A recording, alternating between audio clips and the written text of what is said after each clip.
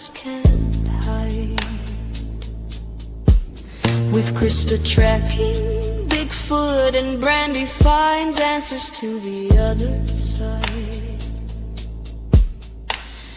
Natalie is deep in the LBL, and Marilyn hears the spirits calling out. The four blondes and the booze are breaking sacred ground. We seek the answers and reveal the unknown. Stories told from places that no one has touched. Tune in now, the search is on. Blondes and booze, the investigation begins.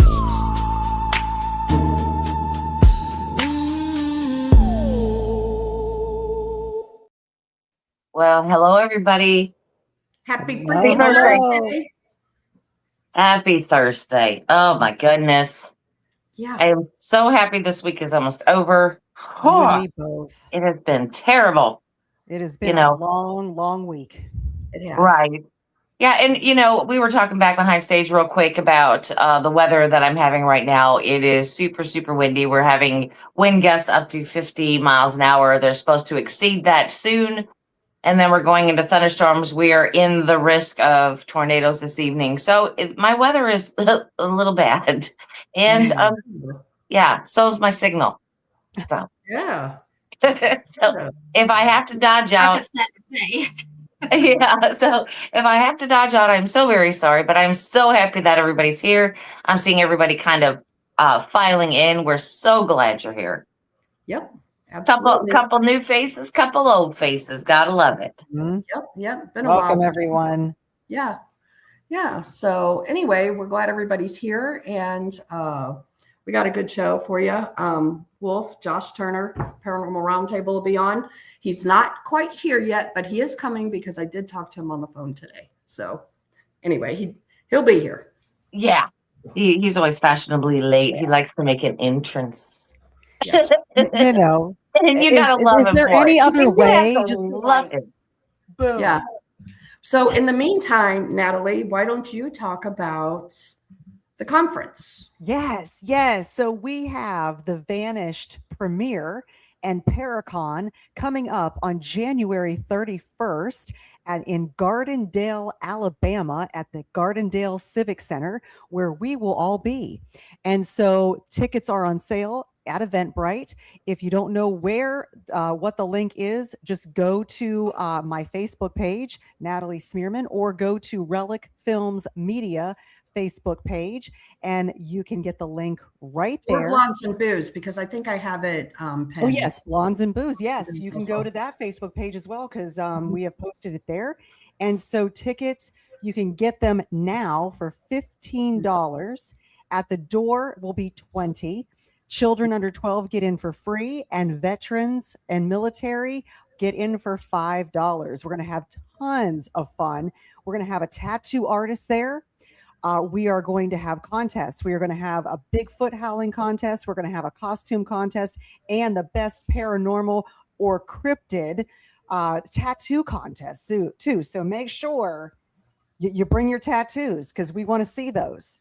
Not any parts, but my Bigfoot will have hair by then. He won't be bald anymore.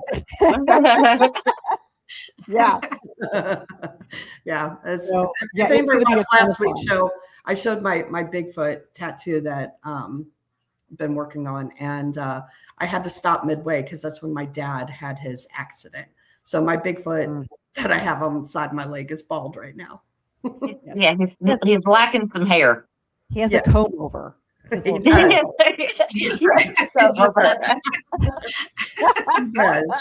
So also there's another event that all four of us will be at, and that is Adam from Half Inch Wrench Crew, our good friend. Many of you know he had a house fire and they lost everything, and so we had we were going to do a benefit back in December, but the temperatures was just awful. It was like negatives. So we moved it to March 7th, and tickets are on sale now. They're under Emmaus Village, and all 4 of us will be there. So Yes. Natalie's flying in, Mary Lynn's driving up, and of course Brandy. She's just a given there at Emmaus. So Yeah. we'll all be there. You guys can come hang out. Hang Yeah, out with because us. Emmaus, that drive for me is something else, and I'm gonna have to say this. Thank you, Brian, so much. Thanks, Brian. Because I've got 70 miles of highway, and then I have 70 miles of 2-lane, windy, loopy, up and down roads. And if I'm not saying that is not Bigfoot country, I don't even know what to say. Because it is creepy as all get out. That's all I got to say about that. I'm ready to go for my first Bigfoot hunt. For us to get out on that. Get ready, girl. Get ready. That weekend, that whole weekend. So it's going to be fun. So we're gonna, like she just mentioned, the Bigfoot thing. There's Natalie got prints out there, and we've seen UFOs in the sky, and it is just incredibly haunted. So definitely get tickets and come and see us, because it's just going to be fun. You get to hang with all 4 of us. Yeah. It's going to be a great time. It's going to be a great time. 2 events, all 4 of us. Hey, come on. You can make one. Yep. Well, we actually have more that we'll all 4 be at. Yes. Let's just tell them. Let's tell them while we're waiting on Wolf. Yep, go for it. Okay. So go ahead. Yeah, go ahead. What I was going to say is right before the conference, the Vanished premiere, we're going to have a group tattoo session We are. that Friday before, and we're going to go live. So make sure you tune in, because that's going to be so cool. We're going to come straight to you with us getting some ink done. More ink. More ink. More ink. Yeah. We have to stress that. More. 5 years down the road, we'll all have 2 sleeves and I know. Well, I've already got one sleeve, so I don't know how I'm going to do that. We'll figure it out. But and we've all decided what place we're going to do it in, and so it's just going to be a surprise. Yeah. Surprise. It's going to be fun. And we're actually, do you want to tell them what we're getting? Might as well. Yeah. So we're going to be getting the logo, the Blondes and Booze logo, the silhouettes, and underneath it, we're going to say, "We're here for the booze." BOOS. Concho Zorch for that idea. Yes, thank you. So it's going to be awesome. And the tattoo artists are so excited to have us there. And we're going to go live, and they're going to be at the conference, and they are beside themselves excited. So we are super, super stoked. Thank you so much. Yeah. So thank you, Barbara. Appreciate that. Thank you. I told the girls, I said, I'm not one to get like people's names or anything tattooed on me, but this is the first time I'm actually willing to get Natalie, Mary Lynn, and Brandy tattooed on myself. I know. I mean, we decided on something totally different, but we were going to do names. Yeah. Why not? Why not? Yeah. All right. So I do have a list of dates that we'll be adding to also once we figure out schedules. But May 2nd, we'll be in Townsend, Tennessee for the Bigfoot Festival. Ocala Bigfoot Conference, June 13th. We are going to be in Gatlinburg for the Bigfoot Conference. That is on July 25th. But let me see. I'm trying to think of what else. I mean, we have little things in between there that we'll be doing and we'll be going live from. They may be a private event, but we're going to bring it to all of you on our channel. So that's going to be awesome. But don't forget, March 7th, everyone. This is, a great thing that is needed for this family. Like I said, the fire was crazy. They said that the fire started, then the fire department came, put it out, they waited, and then they left. And as soon as they left, about 5 minutes later, it reignited. No, they all got back in bed. They all went back. They all got back into bed, and the fire reignited again. So lost everything. And then they lost everything else. I've been there. I saw the damage. It's awful. Right. So, I mean, Very sad. so don't At least forget that they were much. not though. hurt. No, Right. thankfully, and all of their pets made it out as well. Mhm. Yes. That's Yes. important. I mean, they had all of that, and it was before Christmas, and that's just a horrible time to lose everything. So the money for that event is going to Adam and his family.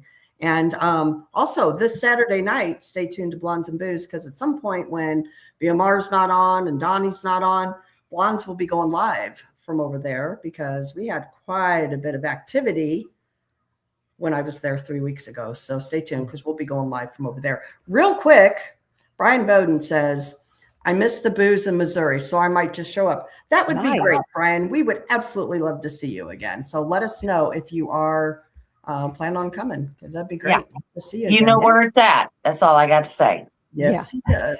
Yes, he does. And thank you, Tex. Thanks, We appreciate Tex. that. Thank you, Tex. Tex says, I say get a Bigfoot tat. Oh, Ah, you know, he That got could me be our this next shirt. He one. got me this shirt for Christmas, girls, and I absolutely adore it. It's a Bigfoot in a sheet, you know, kind of like our boo tattoos. Uh-huh. yeah. And I absolutely love it. You know what? I may do that on the other arm. Yeah. I may do that. Well, let's save that for our next tattoo. The next Yeah. one. Yeah. Yeah, I think so. I think so, because it's just absolutely adorable. Mhm. I love that idea. I do. I think that'd be great. Yeah. Because you know, every I time love we get Mary together, we're Lynn's- going to try to do a tattoo. I know. Every Yes. time. Oh, absolutely. I love Mary Lynn's the ghost that you have with the martini glass. Yep. That is 100% me.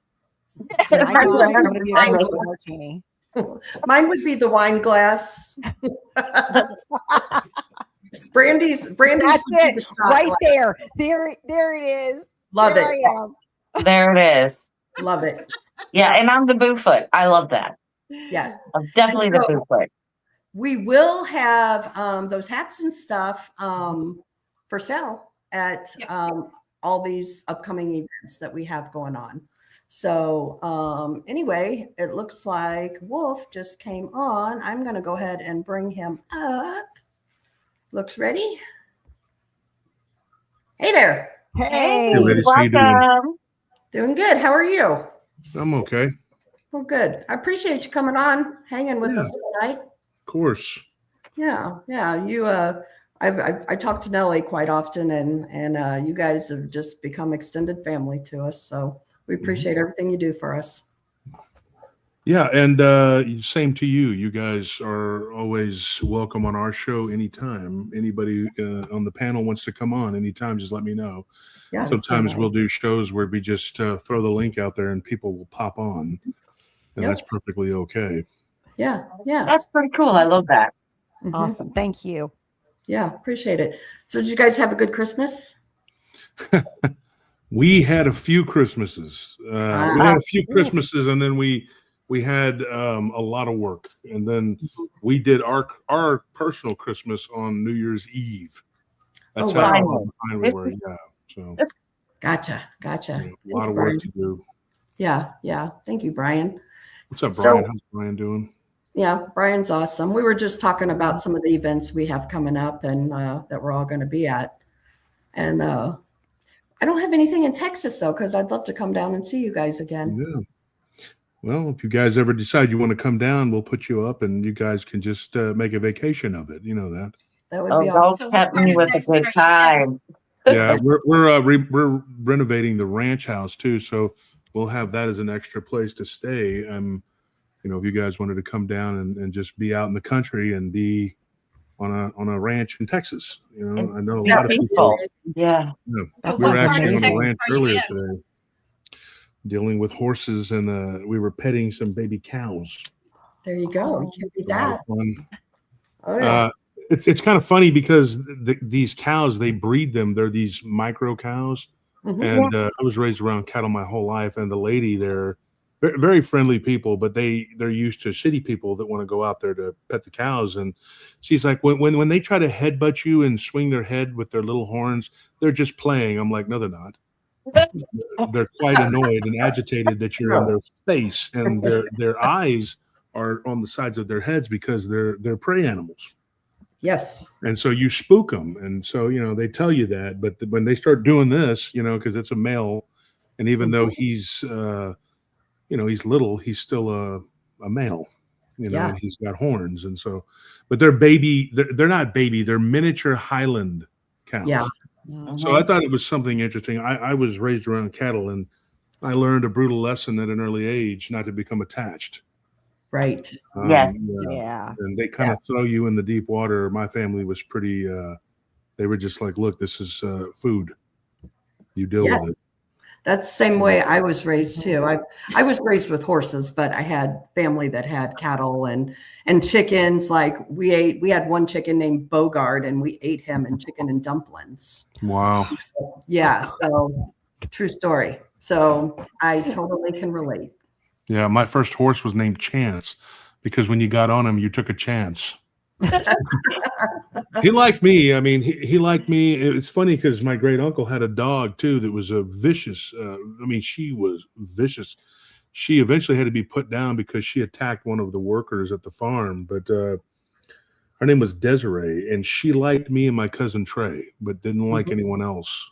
She feared my uncle. That was it. But anybody else was just potential to get attacked. And I remember the first time I met her, I was a little 5-year-old kid, and I just walked into the enclosure, and everybody was freaking out, and me and her just became friends. She liked me. I could play with her. I could do anything, but nobody else could do that.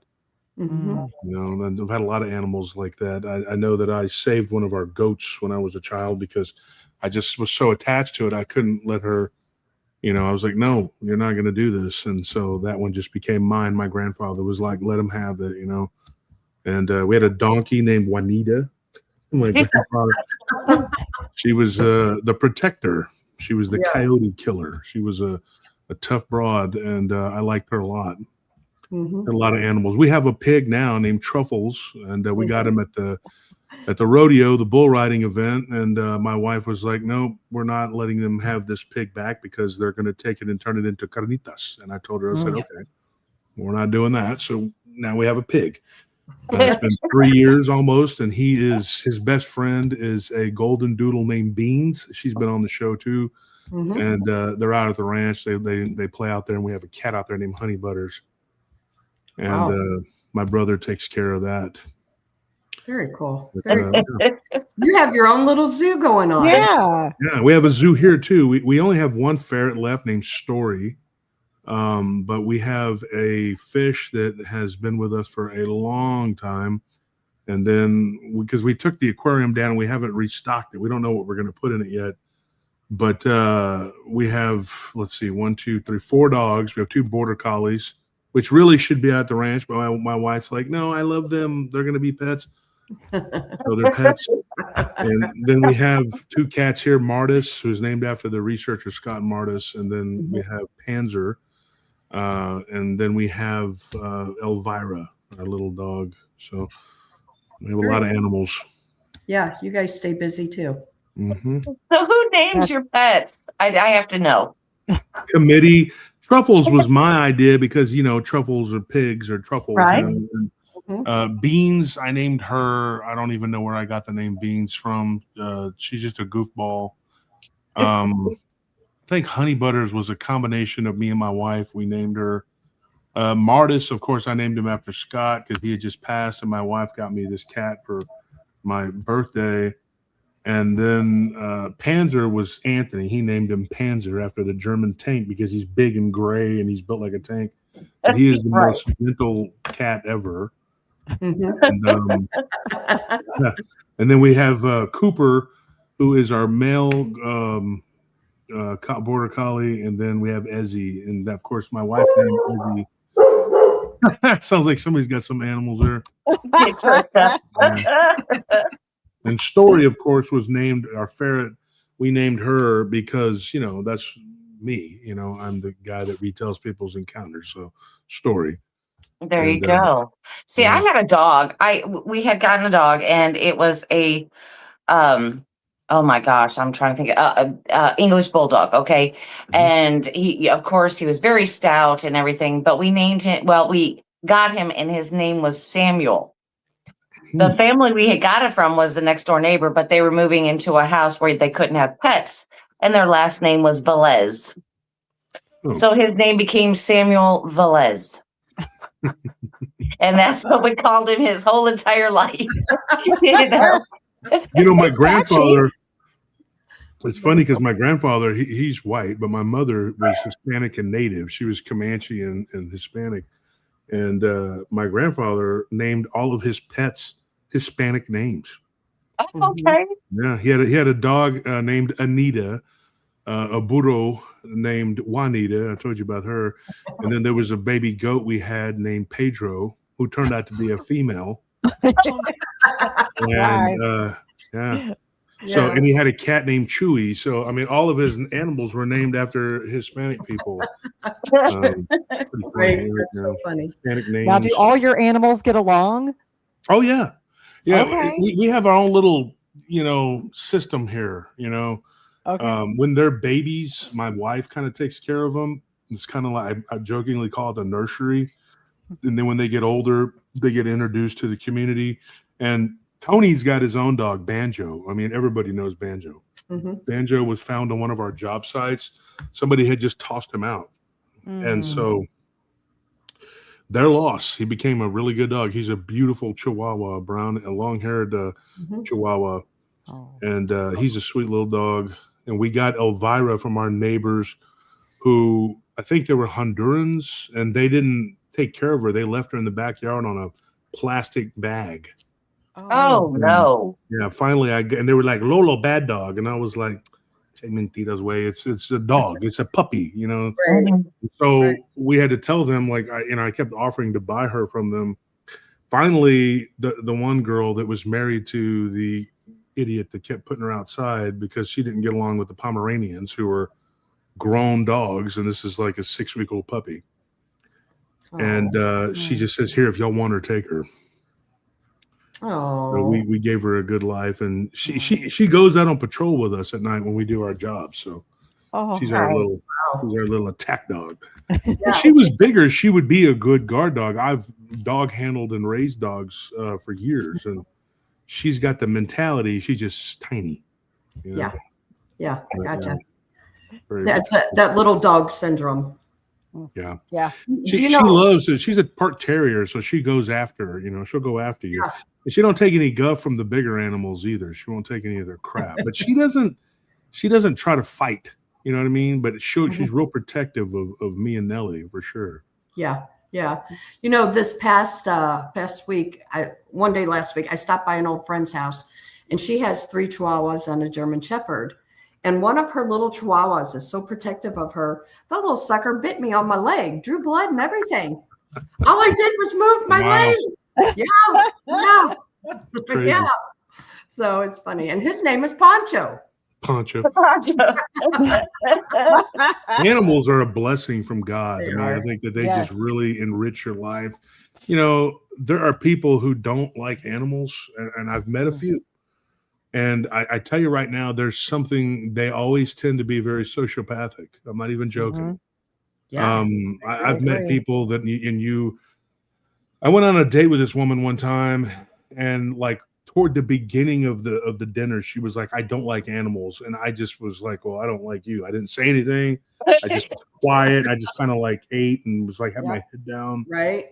And in I this just, state. I didn't hear anything else she said after that. I was like, I would have just said, well, I'm ready to go. yeah. But I'm like that, though. I don't have time for all that nonsense. Just I'm leaving. I'm Everything sorry. was good up to that point too, and then she said that, and I was like, oh, Yeah. we're not gonna get along, because I had 2 dogs and a cat at that time, and I was like, nope. Mm-hmm. I had a friend who gave up his pets for a woman, and I said, you're crazy. And now they're divorcing. Oh my, no. And you don't have his pets. Mm-mm. Yeah, that's awful. Nope. Yeah. Because I mean, if they'll do that to a person, you don't know, or an animal, you don't know what they'll do to a person. You don't know what they'll do. What kind of people there are. Speaking of which, we can kind of segue into this. The thing that I talked about recently on our show was about animals and how these cryptids kill them. And I had somebody ask me, a guy named Augustine had recently messaged me. Well, he's one of multiple people, but they asked me about why animals are targeted over people. And I said, well, it depends on the people. The thing that I believe is that a lot of times people will pray and they will plead the blood of Jesus over themselves and their household, but they won't pray for their pets. That leaves your pet open to attack. And 99.9% of the time when I ask someone, did you pray over your pet? And they said, well, no, not really. We just kind of prayed for the property. And I'm like, yeah, you prayed, you did, but you left the animal unprotected. Right. And I'm a big believer in protecting your animals and protecting everything, those that you love, care about, and that you're close to. And over the years, I have found that these entities, if I call them entities, that's what they are, will literally viciously attack people's pets. Absolutely. And Yep. I think that's kind of their MO, and I'm not one of those people that believes in gifting these things or being nice in any shape or form. I don't believe that they are reasonable, that you can deal with them, that you can reason with them. I don't believe that at all. It's not what my research has shown me. And when other people come, and tell me, well, my research is that this, and that, I think one of two things. I think either they are hallucinating or they're lying. Simple as that. Because several years in this show, and then, almost a dozen years in the research has shown me that is not the case. And I some people don't like that I take a hard stance on that, but I have not seen it. I have not seen these creatures really do anything helpful. No. I believe that they will do things in a helpful way when it's transactionary. I believe that they may be your friend. Demons will be your friend. They'll pretend for a little while, but it's just like we were talking about a sociopathic person. You'll talk to people and they will give you their encounter. And a lot of times they'll tell you about themselves and their life. I don't just go, hey, you saw a Bigfoot? Oh, that's awesome. Well, tell me about it. Okay, goodbye. See ya. You talk to these people and it may be an hour, just 2 hours, however long they're comfortable with telling you, because typically, and people should know this if they do their research correctly, which a lot of people in this field are not, they don't just have one encounter. It's very rare that someone will have a so-called quote unquote cryptid encounter that didn't have something else involved, in particular, like a haunting. And I tell people this all the time when you talk to these witnesses, and they will be on other people's shows. I'm not mentioning names or anything. And I'll be like, well, what did they say about your spiritual? Well, they didn't want to hear all that. Of course they didn't. All they want is the goody story about the dogman or the Bigfoot. And then, oh, you had something with oh, yeah, okay, whatever. Go to a ghost researcher for that.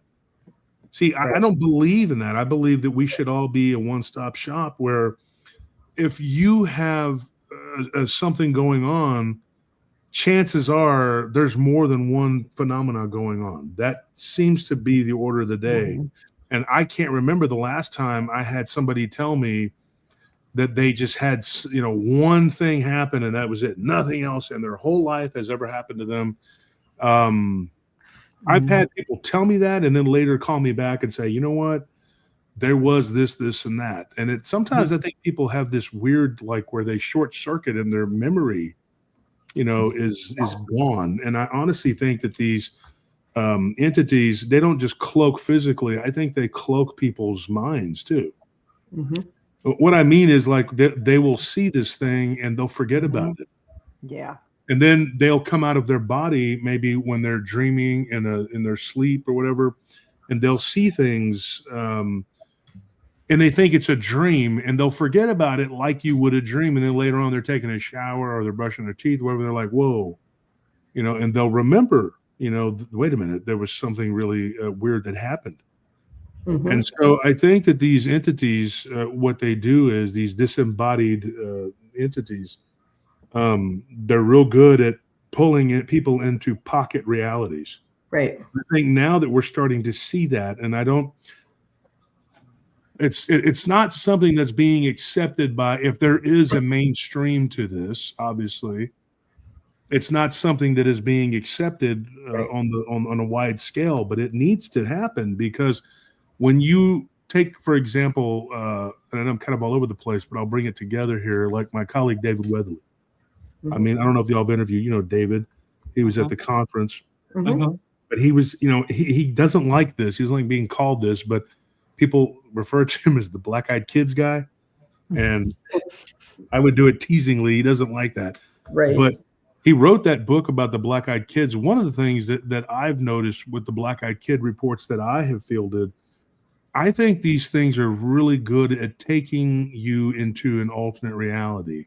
Absolutely. What I mean, not necessarily that you're jumping into another timeline or you're going into another world, but you are literally parallel to the world around you. I think that the world around you is still happening, but people are not seeing you. You're practically invisible to them. Right. Maybe not completely invisible, but their focus is not on you, and they're not paying attention to, you're like a lamppost. You know what I mean? But yeah. The people that this happens to, they tend to be facing something like a dilemma, and they're looking around for help, and there's nobody.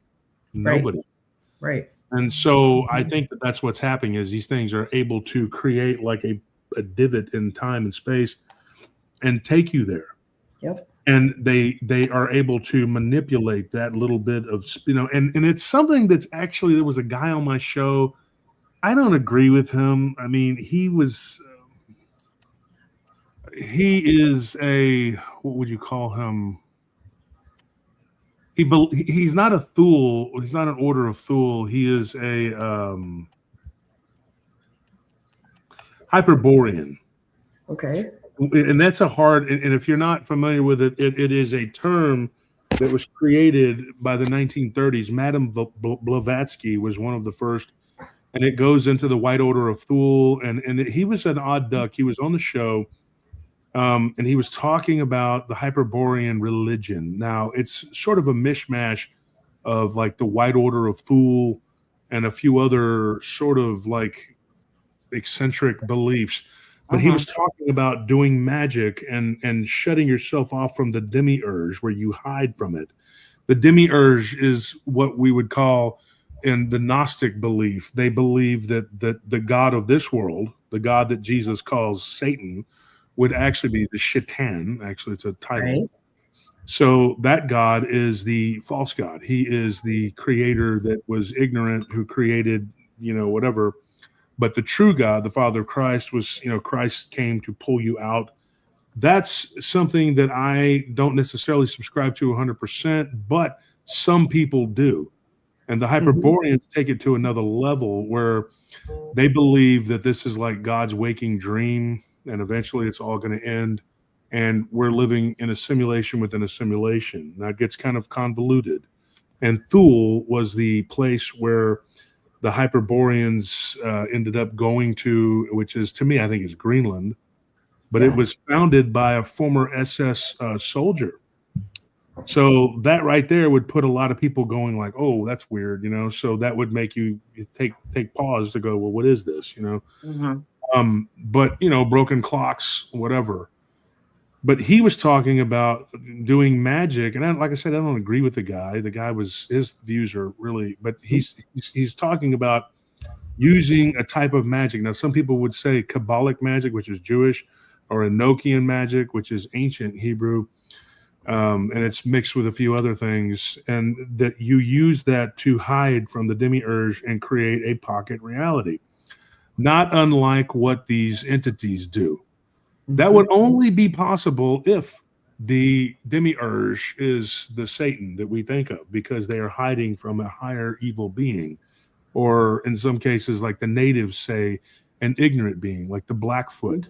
We had a Blackfoot elder on our show, and she was talking about, and I speak a little bit, and we were talking about the different names.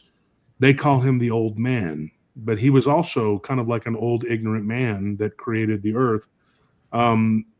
but he wasn't really evil, but he wasn't really good. He just did it. But he's not the God of the universe, right? He's just the God of this world. So that would speak to that level of like, okay, we can go into a pocket reality. I'm just giving you the supposed mechanics of it. I'm not saying that this is what I believe, but there are a lot of people who believe like this.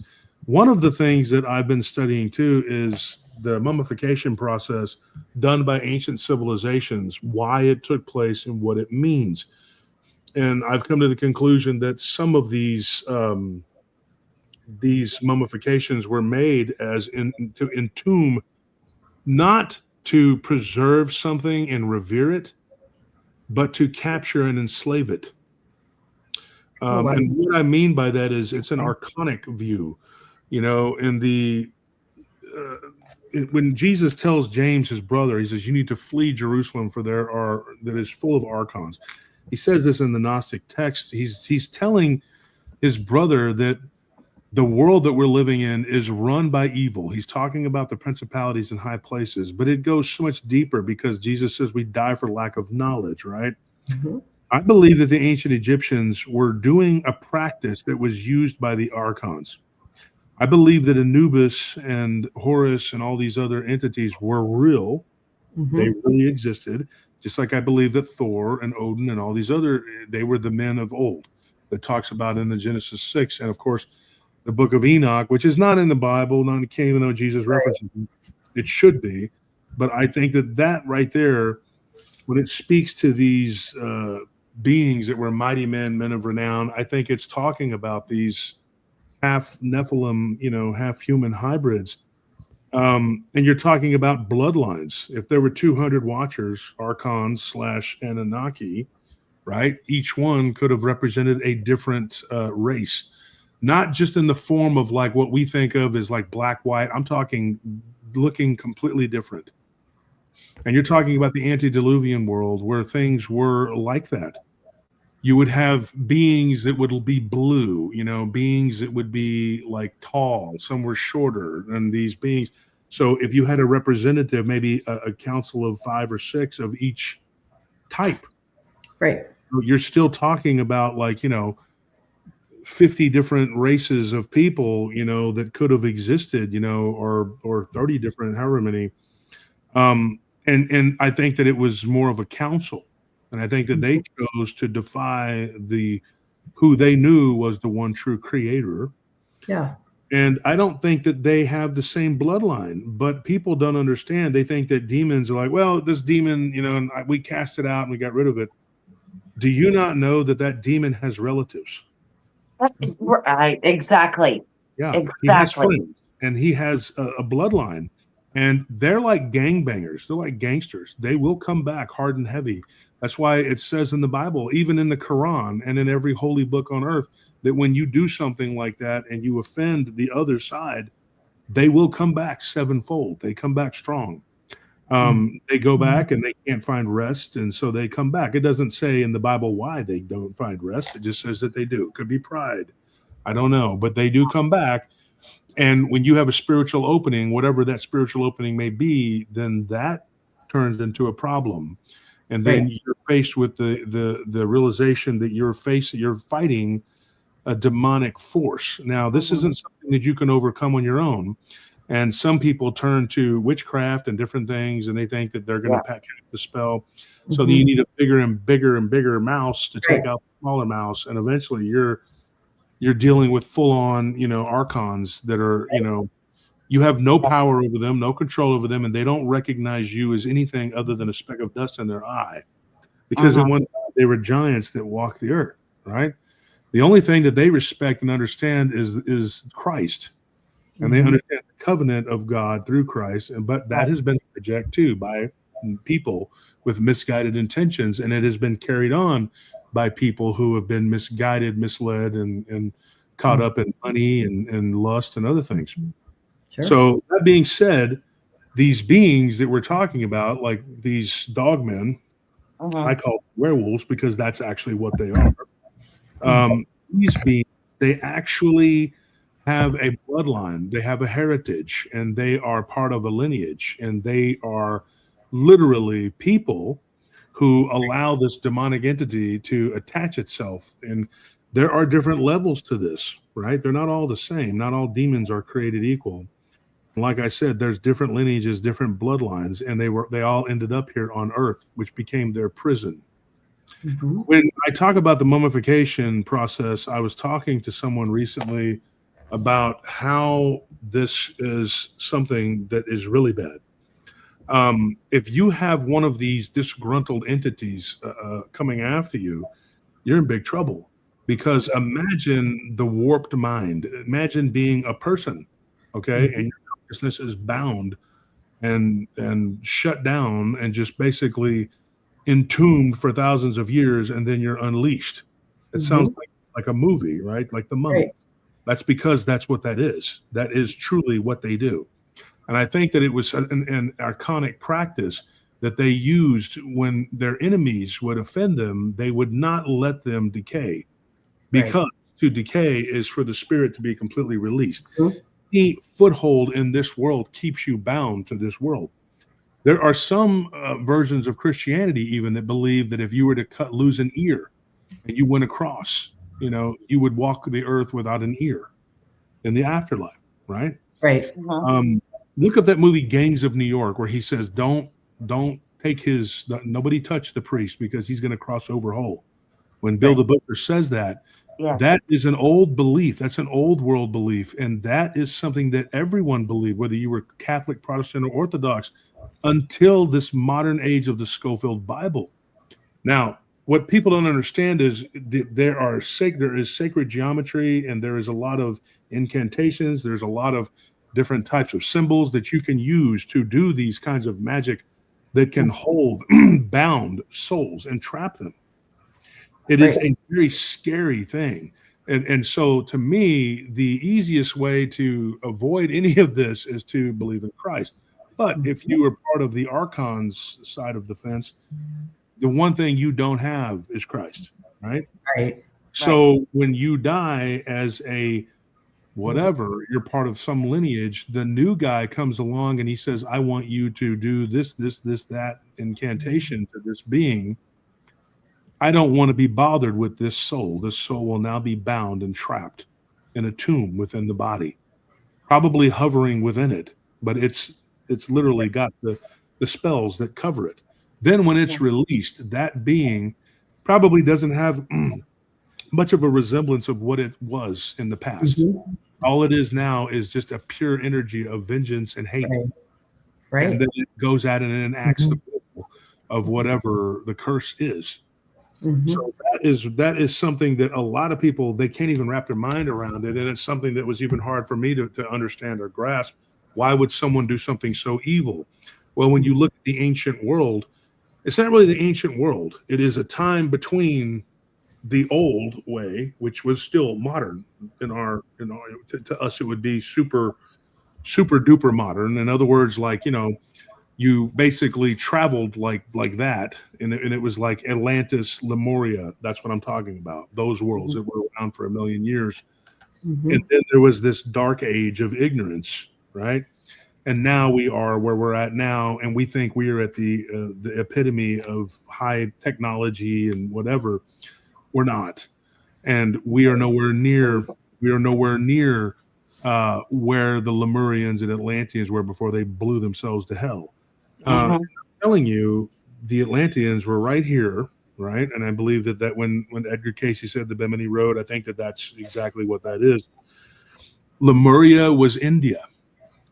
But they had mining factions that existed on the West Coast. You know why?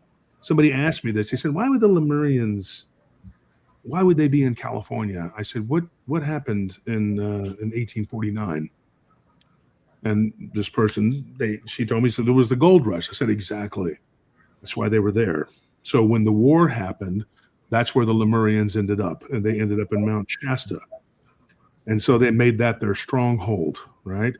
And so they looked like extremely tall people that would just every now and then come to town and sell chunks of gold. This is crazy. The actual Lemurians themselves, these really tall beings, they were recorded as coming to town and they were known to be 7-8 feet tall. And the people around them who were just, normal, whatever, pioneers, they were just like, well, they're just really weird people. They're very tall. They look like humans and they have gold. But anybody who ever tried to mess with them ended up disappearing. So it was like, just leave them alone. Probably got evaporated. I would have left them alone too. I'm like, no, thanks. Gold, we have it in us to want gold. I mean, you see the gold here, and gold is very valuable. Right. So it makes man do crazy, silly things, right? I think that we're predisposed to that because we were bred for that, right? And so that's my opinion. I think that that's why we crave it. We want it. It is the only metal, it is a very unique metal. Like you can put on something that looks silver and it can be not silver. But if you put on something that looks gold, it has to be at least coated in it. Right? Yeah. It's a very unique metal. I tell people, do not wear fake. I don't mean fake as in sometimes things are made to be a certain way, but fake silver, anything with fake silver, it could alloy. There's certain alloys that leach into your skin. Don't do it. Don't wear it. That's but gold is a little different because if it's coated in gold, you're safe until it turns. Right. Now, the thing is, gold is a purification metal. It's really healthy to wear gold, right? And it's really healthy to wear silver. Copper too. You hear all this about copper this and copper that. In fact, I wear one, a braid I go to lift, which I'll be wearing later tonight when I do my upper body. But if I had the money, I would make one in gold because the gold is much healthier. The higher the purification metal, the more it's worth. So what happens? These entities, they blew themselves up and whatever. Then you had this dark age that existed. So you had people that were highly, highly ignorant with bits and pieces of information from the old world, but they didn't really have all of it, right? And then we're here now, and what is being done to us every time they find a giant, and they do find them, every time they find anything that looks like it could be a piece of the puzzle, somebody swoops in and takes it. The case I covered, the Serbian werewolf, and I do believe part of the reason why I get attacked so heavily when you can speak multiple languages, when you can read and write, when you can do the things, they don't like that. They want you to be educated, but not smart.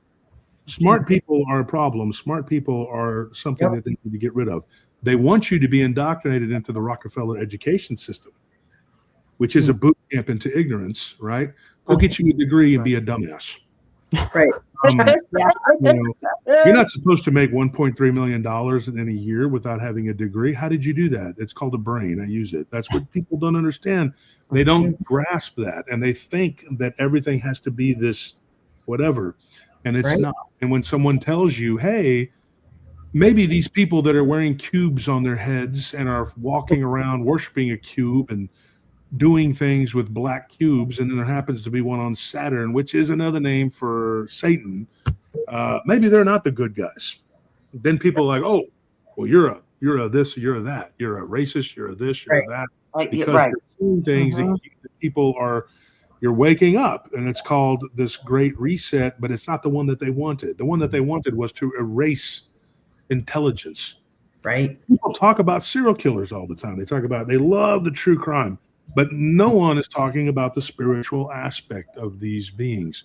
No one is talking about what it was that attached itself to Ed Gein or John Wayne Gacy or to Meister, because when you look at these people, I guarantee you the black goo was all over them.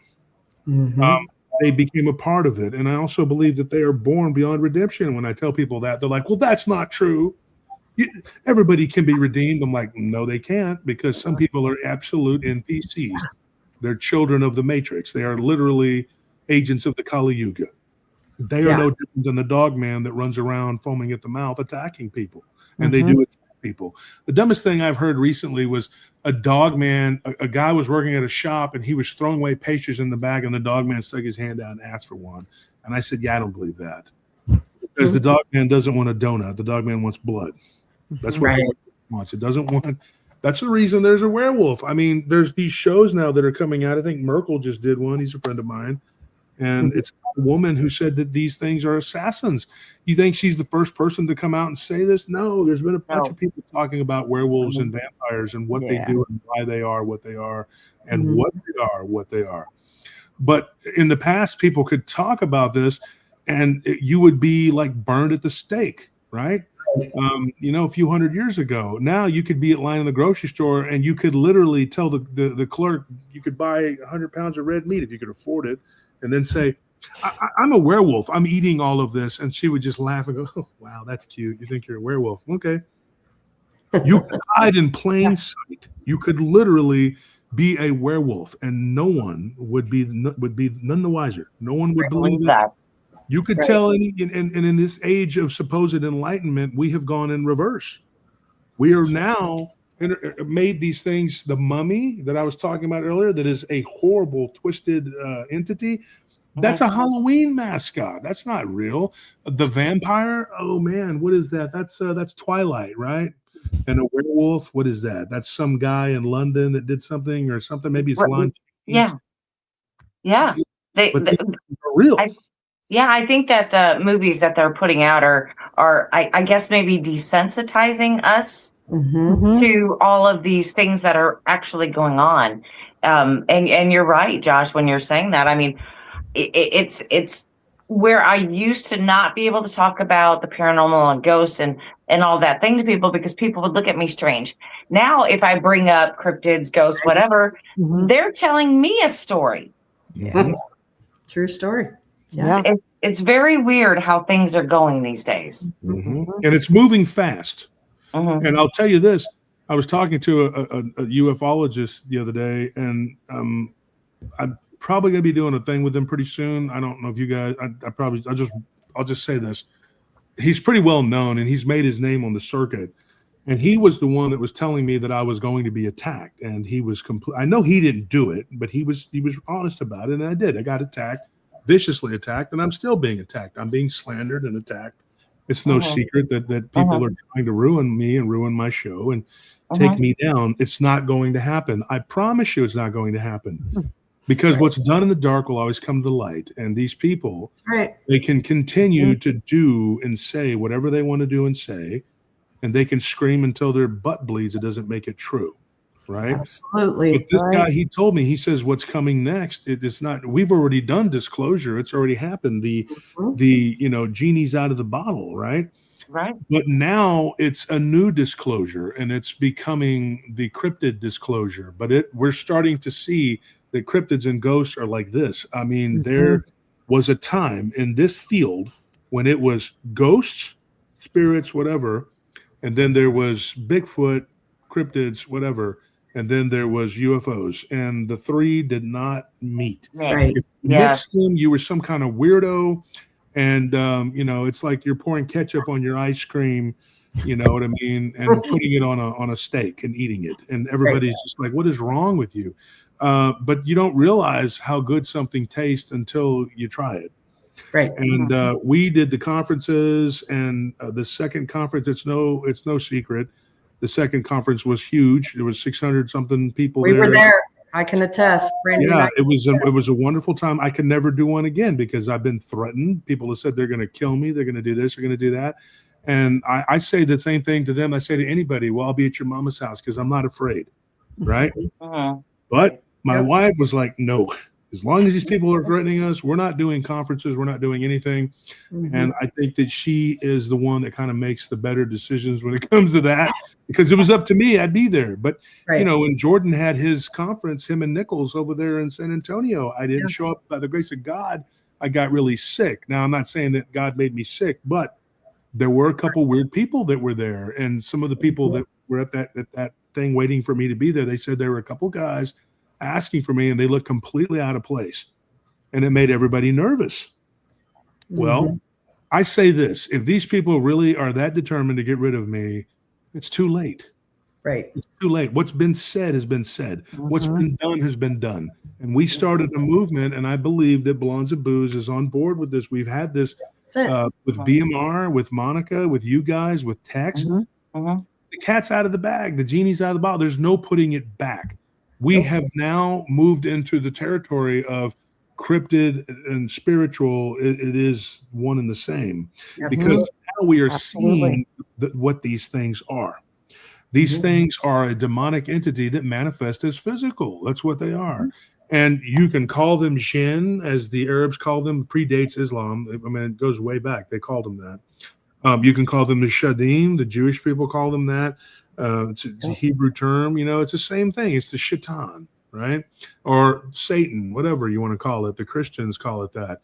But there are these beings that have existed for a long time, and they have been waging war against humanity and against the knowledge, you know, and they have used people to enact their will. And there are evil people that are doing it. They are enacting the will of these most intolerant and evil beings that are trying to stifle the knowledge and keep us all ignorant.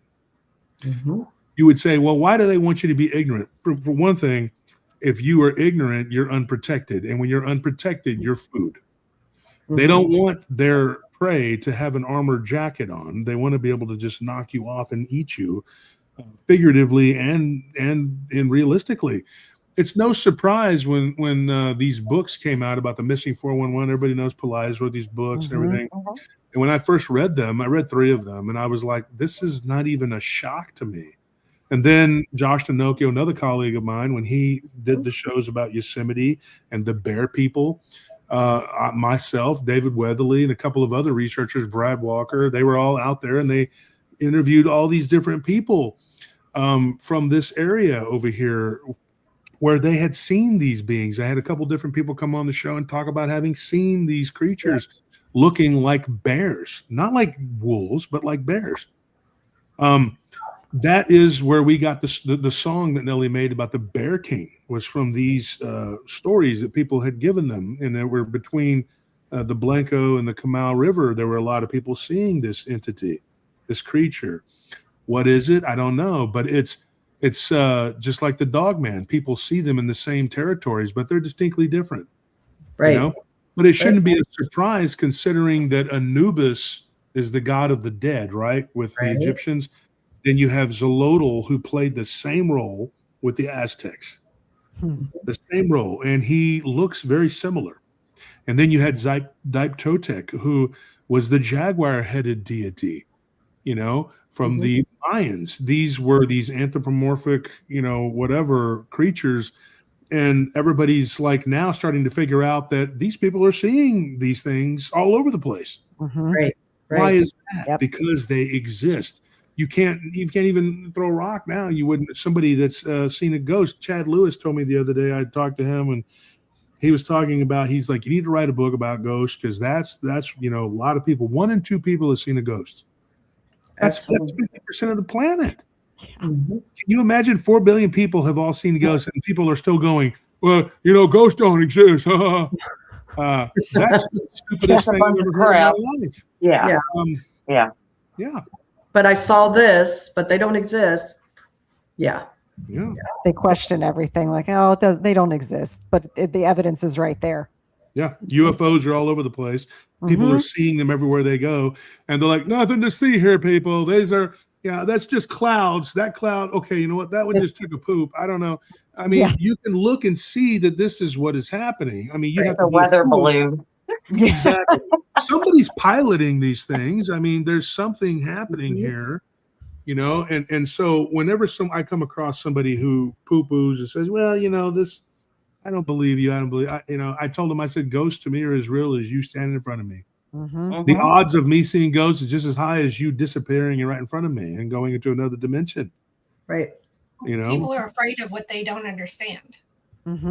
Absolutely. And it puts people, they love the comfort zone. You know what I mean? I've had people literally tell me a horrific story, and then they're like, but tell me this isn't true, that it didn't happen to me. Like, they want me to tell them that they were hallucinating, or like maybe they'd rather be on drugs or schizophrenic, right, than have it really be real. And another thing too, there's a lady that was telling me about schizophrenia, that her son, she thought he was schizophrenic, but yet he was seeing the same exact things that her and his stepdad, her husband, were seeing in their house up in Michigan. And I'm sorry, Maine. And I said, okay, so let me get this straight. He's schizophrenic, but you're all seeing the same thing. Right. Wow. How long has he been schizophrenic? Yeah. Because if he is, so are you. Yeah. I think there's a lot of misdiagnosed people out there. They misdiagnose them saying they're schizophrenic, but yet they really do see and have these spirits around them. I think that's common. Very much. Very much. Because they don't know how to talk about it. They don't know how to explain it. So it just makes it sound like they're crazy. That's where I think a lot of the insane asylums, you have so many people that were just stuck in there because nobody understood how to help them or what was going on with them. Why do you think they're so haunted? Because something that will trap a spirit quicker than anything is unfinished business. Yes. And unfinished business is when you go over and you were not believed in life and you were treated like less than a human for something that was not your fault. Right. I mean, there's a lot of pain in those places. I can tell you, I've gotten a lot of stories from people who've been in prison, and just about every prison I've ever talked to anybody about or whatever, one of these facilities, they're always haunted. Always. Oh, Why would someone want to stay there? Now I got to say this, and this is weird. The people of the Far East, and when you say Asian, that's a broad brush. So you're really there are Indian, Pakistani, there is Afghani, there's all kinds of different people that are Asian. So let's just say the Far Eastern Asian people from the Orient. Let's put it that way. They believe that dying in a square room is a bad thing. So if you're going to die, get away from these, the walls, because your spirit can become trapped. I actually had a woman from Taiwan I interviewed a few months ago. And that's where what's been long and has been back in the summer. But she told me, she's like, when my husband was dying, I took him outside so that he could die in the yard. And I asked Lynn, her name was Lynn. I said, Lynn, why did you do that? I already know the answer, but I told her, I said, why did you do that? Because I want to know what she said. And she said, because I wanted him to die in peace and to transcend, not be stuck in my house. And I told her, I said, so you believe in the square? She says, yes. The square to them, and a lot of Arabs believe this too, is a prison. That's a prison, right? You don't want to pass away within the four walls of a square. And when these inmates die, a lot of times their souls are trapped in those cells. And people don't realize that that's what happens. Well, not just prisons, but hospitals too. Hospitals too. We made these walls, this Cartesian, the way that we do things. I believe it was all part of the archons and their plans. They did this to trap us because staying here in this prison planet, they can continue to milk us for energy. There are people who are remote viewers. There are people who are psychics who have actually stumbled upon. And here's the thing: when you interview enough people from enough different, walks of life and enough different, what would you call it? Like subjects, I guess, from these different subjects. That is where the truth lies. Because there was a woman, she's from Oregon, and I remember her telling me that when she would go to sleep at night, she would go to this other world. And this isn't something that's like new. I've heard a lot of people talk about this. They go to these world where there's all these different colors. She said, I can't even describe to you because the colors here don't exist, right? That would make sense because our animals could actually see different colors than we can. So, But she said that she goes, I was in this place and I was watching these weird beings that were she couldn't even describe it. The closest she could come to was indigo. She said they were like indigo and like violet mixed together. And she said that they were moving around and there were these people that were trapped in these translucent cubes. You could see through the translucence, right? But they were like the remnants of beings that once existed. Some humanoid, some not. Some even looked like cephalopods, like octopus, squid, whatever. I'm a big fan of that. You see, I have the shirt of the octopus because they are some of the smartest animals on earth. And if it wasn't for humans, they would probably fill the niche that we do. But she said that these beings were just like being drained of their energy. but these beings were able to draw energy in, but the energy couldn't leave these cubes. But these beings knew how to take it out of them and use it like sustenance. And she asked me about what she saw, and she said, "What do you think of that?" And what I told her was this. Her name was Miranda, and I said, "Miranda, I'm going to tell you what I think. What I believe is that these are a higher intellectual alien species. They are on between the fourth and fifth dimension. They create a pocket reality, right? I don't believe that these entities will transcend beyond the fifth. I have my reasons for that. But I told her, I said that what they're doing is they're using those beings as food. Right. They're using them as energy, right? They don't need to kill and slaughter them, but it is a horrible, horrible torment for the beings that they take. And they can assume basically the essence and take on the characteristics, whatever they consume. There's a very primitive form of that here. I believe, and you know what? Bigfoot Predator just said it right there. That is Ella and Jerry Williams. They talk about the predator Bigfoot. Whatever these creatures eat, they can assume that particular whatever. And that's where we get the different types of, that is the Choctaw belief. They actually believe this. They believe it's the creation myth. Well, they call it a myth, but it's, and they can assume it. And it comes from the predator spider, the original predator on the earth. Now, when you first listen to this, you're thinking, this is just some crazy, way that these primitive people were trying to figure out how the world worked. No.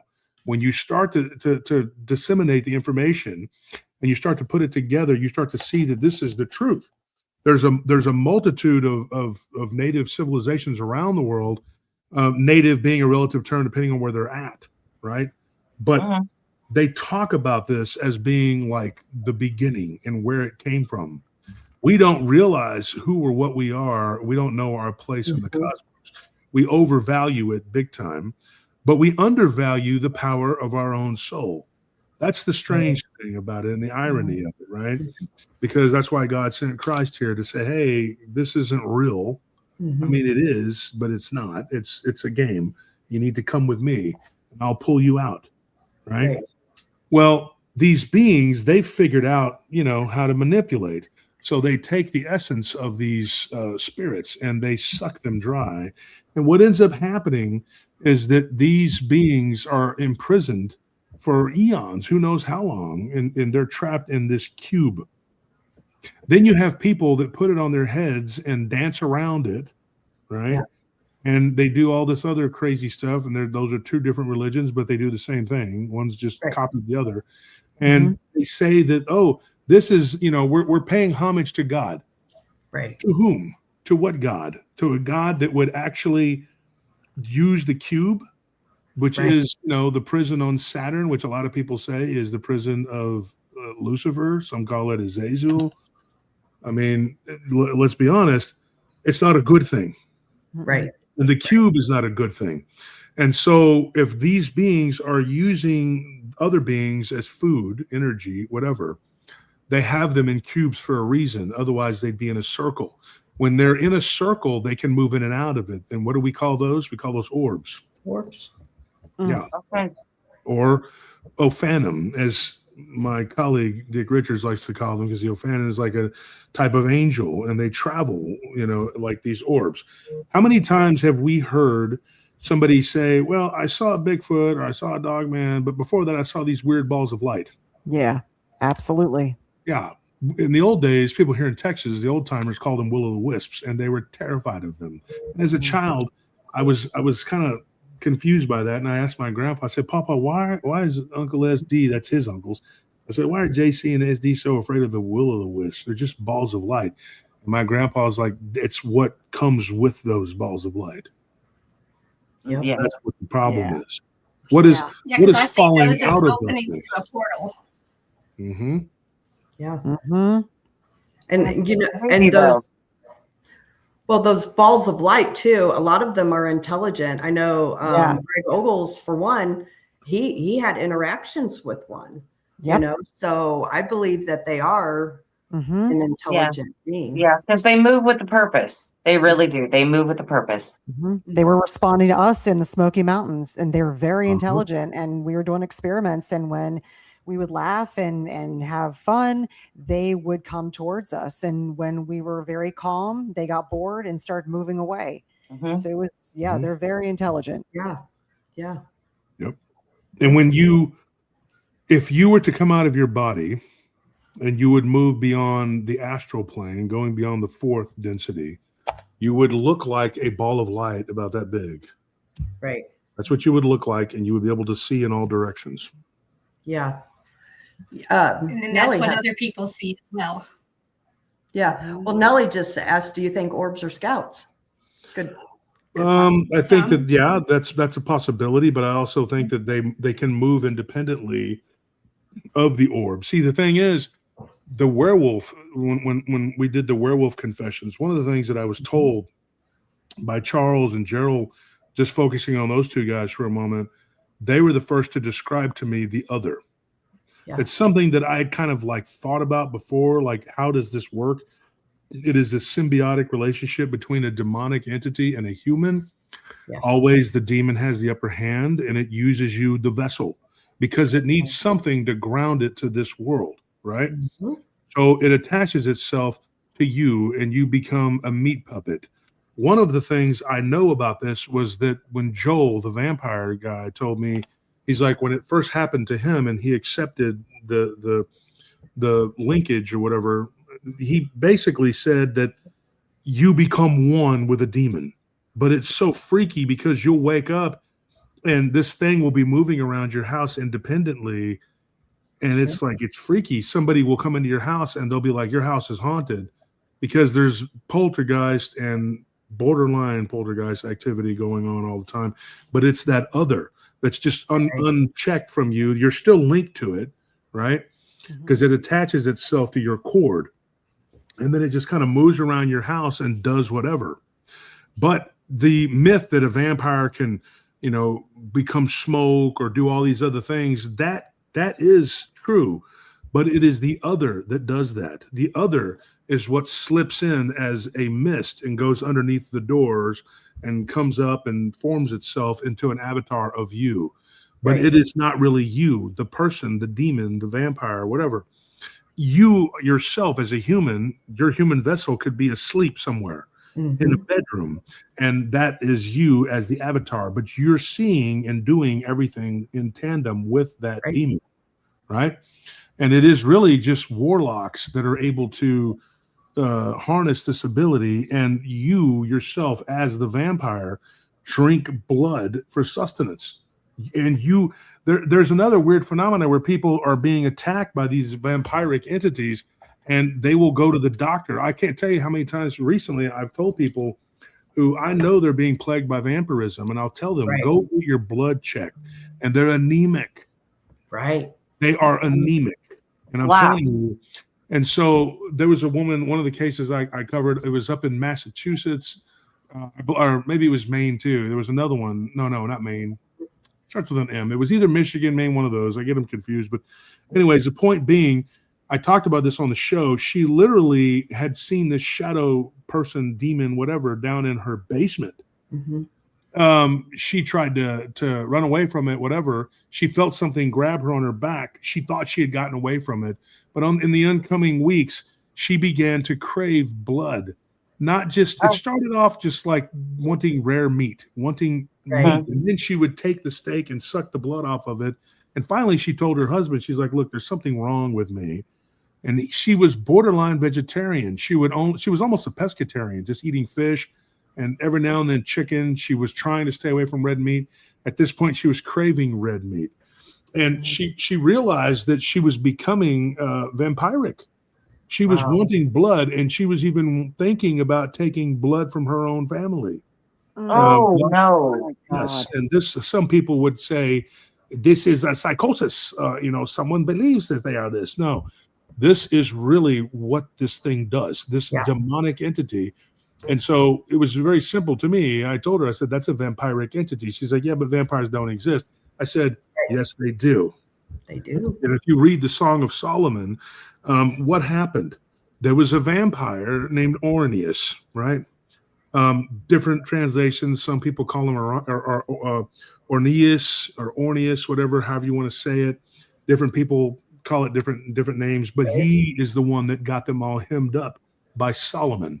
So the story goes, he was draining the blood of Solomon's manservant's child, one of his butlers, so to speak, and the child was dying. So he confronted this entity and he asked God to help him. God gave him a ring. This ring he used to enslave and trap Orneus, and then he used him to go and get the others. And so because of this vampiric demon's folly, they all ended up being hemmed up. Yeah. They were forced to build the temple, which of course was destroyed and it was rendered, useless after Christ because there was an earthquake when Jesus died and it split the temple, destroying it. That temple was built by the Shaitan or the Shadim, depending on whatever you want to call them. And the name Shaitan is actually Satan. But you know that Satan is not one being, it's a plurality. It's a plural.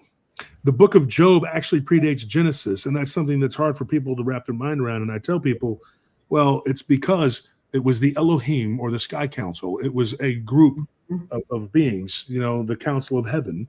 And it was a bet between them and the Shaitan, what they could do. If they could turn Job to be evil, to do bad. And of course, they said, hey, look at our servant Job here. Nobody's like him. Right. And they said, well, give us time and we will corrupt him. And it didn't work. They took everything from him. And in the end, his wife told him, you know what, you should curse God and die. And then she died. And he said, no, I'm not going to do that. I'm going to stay. I'm going to be steadfast and do righteousness. And then he was rewarded and everything was restored to him. Now, some people say, well, that's terrible. His whole family died and whatever. And I said, yeah, but think about it. If you had a wife that told you that, and God gives you a better person, well, I think you won out. Because if my wife came and told me, hey, you need to curse God and die, I'd be like, yeah, I need a better wife. My wife's not going to do that. But that's the point, the story. And it does predate Genesis. And that's what's hard for people to wrap their mind around. When you look at the book of Genesis, it almost looks like there's another thing going on there. It's almost like a terraforming because the earth was already there. God was just, using the earth and creating whatever.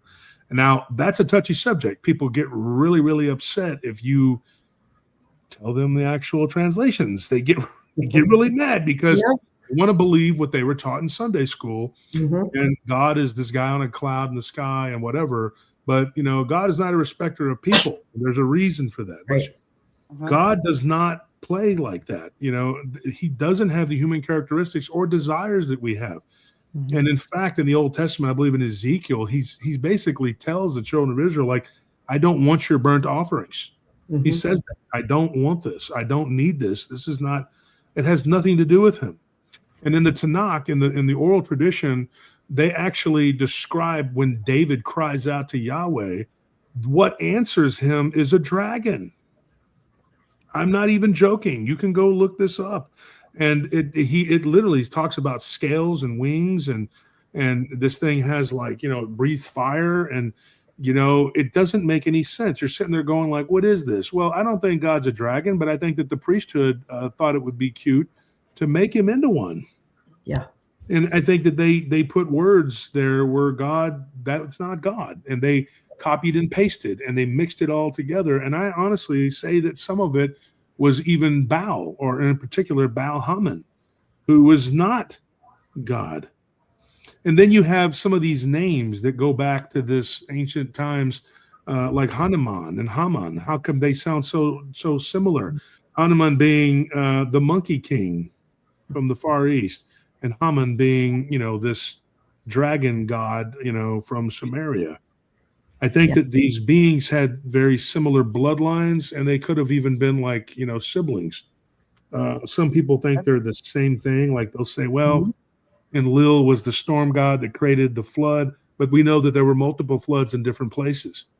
But then you had Thor, who was the storm god, right? But I think that there is a bloodline there. And I think that each one of these beings from the archons had a role to play. That's my opinion, and I've told people that. Some people get really heated. They get really angry when you tell them things that disrupt their whatever. They want to believe things are a certain way. But if they really, the same people that will tout Tesla's work and say, well, Tesla was an amazing guy. He was an absolute genius, blah, blah, blah. And I'll say, well, he said that there was infinite energy and that we didn't need an electrical grid. Right? Yeah. They'll be like, well, that's ridiculous. And well, you just said that he was an amazing guy. And in fact, when they asked Albert Einstein, what's it like to be the smartest man on earth? He says, I wouldn't know. You'd have to ask Nikola Tesla. And Nikola Tesla tells us that 3, 6, and 9 is the key to the universe, right? Mm-hmm. Those numbers are very, very, very important. Why do they keep coming up? They come up over and over and over again. And then you look at those numbers like 666. It's carbon, it's human, right? But then it's also on the flag of a particular country, and the dimensions are 666. And then it becomes an indictment, and then people are like, oh, well, now I don't like what you're saying because I was taught in Sunday school, blah, blah, blah. See, and then you can't, that's a problem. Right. But if you want to get to the bottom of what these things are, and you want to figure out like why we're doing battle with what appears to be a vampiric empire built here on this earth to suck us dry in every form, shape, or form, how do you do battle with that if you don't even know who God is? Exactly. Right. I have a quick question for you, Wolf. What are your thoughts on, you mentioned about when we were talking about the werewolf and the vampire, about people being anemic. What do you think about like people having like the RH factor or certain blood types? How do you, a lot of people say that ties into these type of things. It also ties into the alien abduction. So if you were to look at why more people are abducted that have certain blood types and certain, I think it's because two reasons, the grays and the reptoids. In particular, the reptoids are the drakes. And let's take it a step further. The drake vril. The drake vril are an entire another thing altogether. Some people mistakenly think that they're a fifth column. I tell people, if you're a Christian, I don't look at Jewish or Islam as your ally. That's my opinion. And I have strong opinions. People don't like it. And I tell them, I said, because you're not either of those things. I don't mean you have to hate them or force conversion. Just they're not you, right? Sure. But I tell people that you can live in peace with your neighbor and not have the same beliefs, but you need to unyoke yourself from that. Now, the enemy of my enemy is my friend is another stupid, stupid saying. I get so sick of all of that, some of these sayings that are just so dumb. It's like, sticks and stones break my bones, words won't hurt me. Words will enslave you and put you into another realm. What are you talking about? Yeah. Words are spells. That's why it's called spelling. It's literally casting, right? So some of these sayings, I believe, were put there by the archons and their emissaries to deceive us. It's all bullcrap. Don't believe it. The fifth column. Okay, there is a fifth column of reptoids that are renegades that do help humanity. That is the truth. I do believe that, but it is not the vril. There are people who have recently argued with me about that. And they're like, oh, the vril was a society of people that use energy. And I was like, yes. And they were working either unknowingly or knowingly. It's irrelevant at the end of the day. It's the same result. People don't seem to understand that either, that results are results, right? Yep. The vril are a vampiric type of reptilian because I believe that the vampire is a virus, and a virus not in the way that we understand it, but that's something like the black goo. Now, we've gotten reports of Bigfoot. Now everybody's talking about it because, and I'd like to say, not to sound arrogant, but we brought it up first. Years ago on a Halloween episode, we brought it up with the blobs and the goo in the West Coast. There are Bigfoot with this black stuff coming out of their eyes and out of their mouths. What do you think that is? Right? God is the light. He is the all that is good, right? But Satan is not the antithesis of God. Satan is an avatar or avatars of evil. The opposite of God is the darkness. The darkness has its own breath and life and its own whatever, and it devours. Look at these in space, black holes. What do you think that is?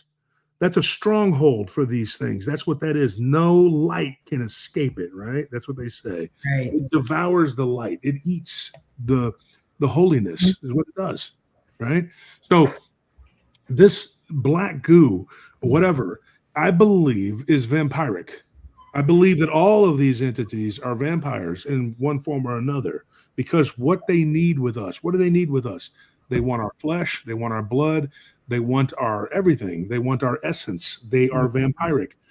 And literally what we are doing, like the Choctaw myth, it's from the spider, right? The original predator. What does the spider do? It sucks, it drinks, it eats, you know, Right. it feeds. That's what these things do. And they're doing what's been done since the beginning of time.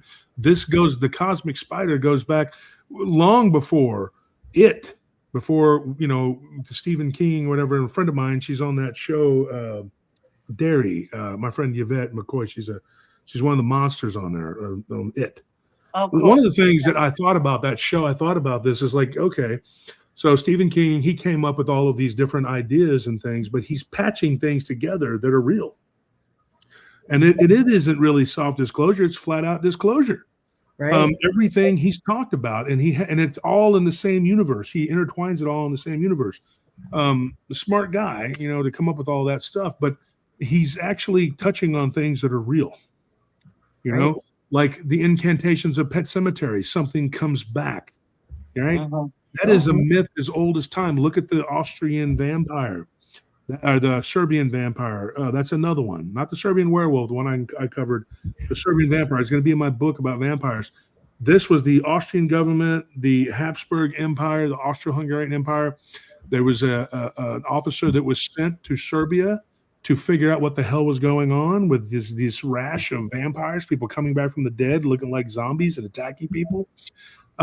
This is real stuff. It really did happen. Right. These are recorded incidents throughout our history that we now look back and go, oh, those people, that was when they were old and silly. They were closer to the real reality in the time before time than we are, to Lemuria and Atlantis. So some of that remnants of the old world was still there.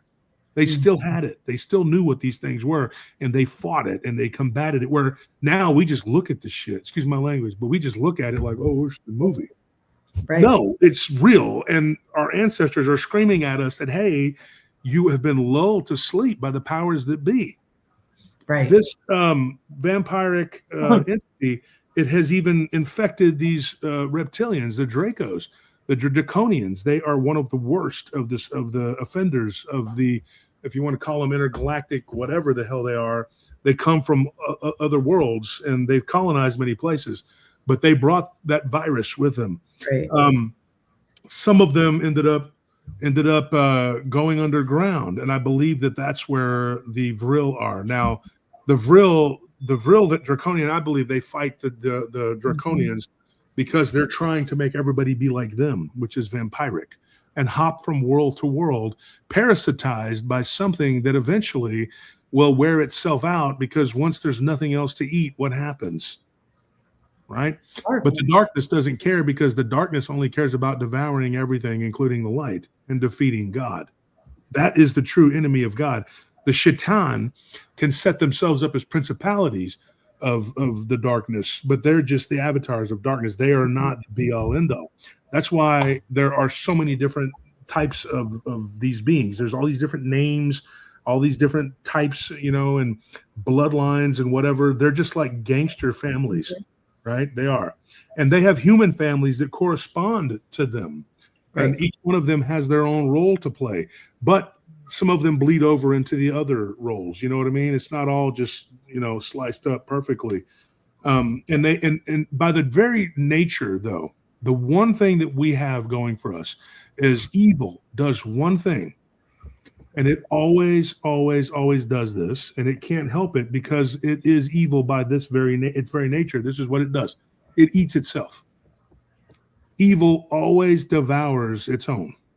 It is not loyal. If you notice people that get together in a cabal and they're a bunch of evil people, and we know people like this, and what always happens? They backbite, they fight, they attack. They cannot help themselves.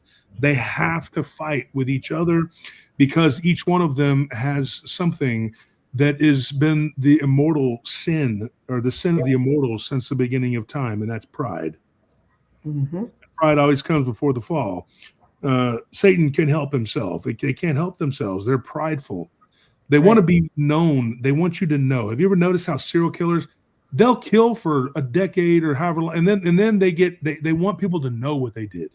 Right. They get real arrogant about it, and that's how they get caught. They start being, and then they want to bask in the glow of what they did, because in their warped, sick, satanic mind, what they've done is something to be celebrated, because the parasite has told them.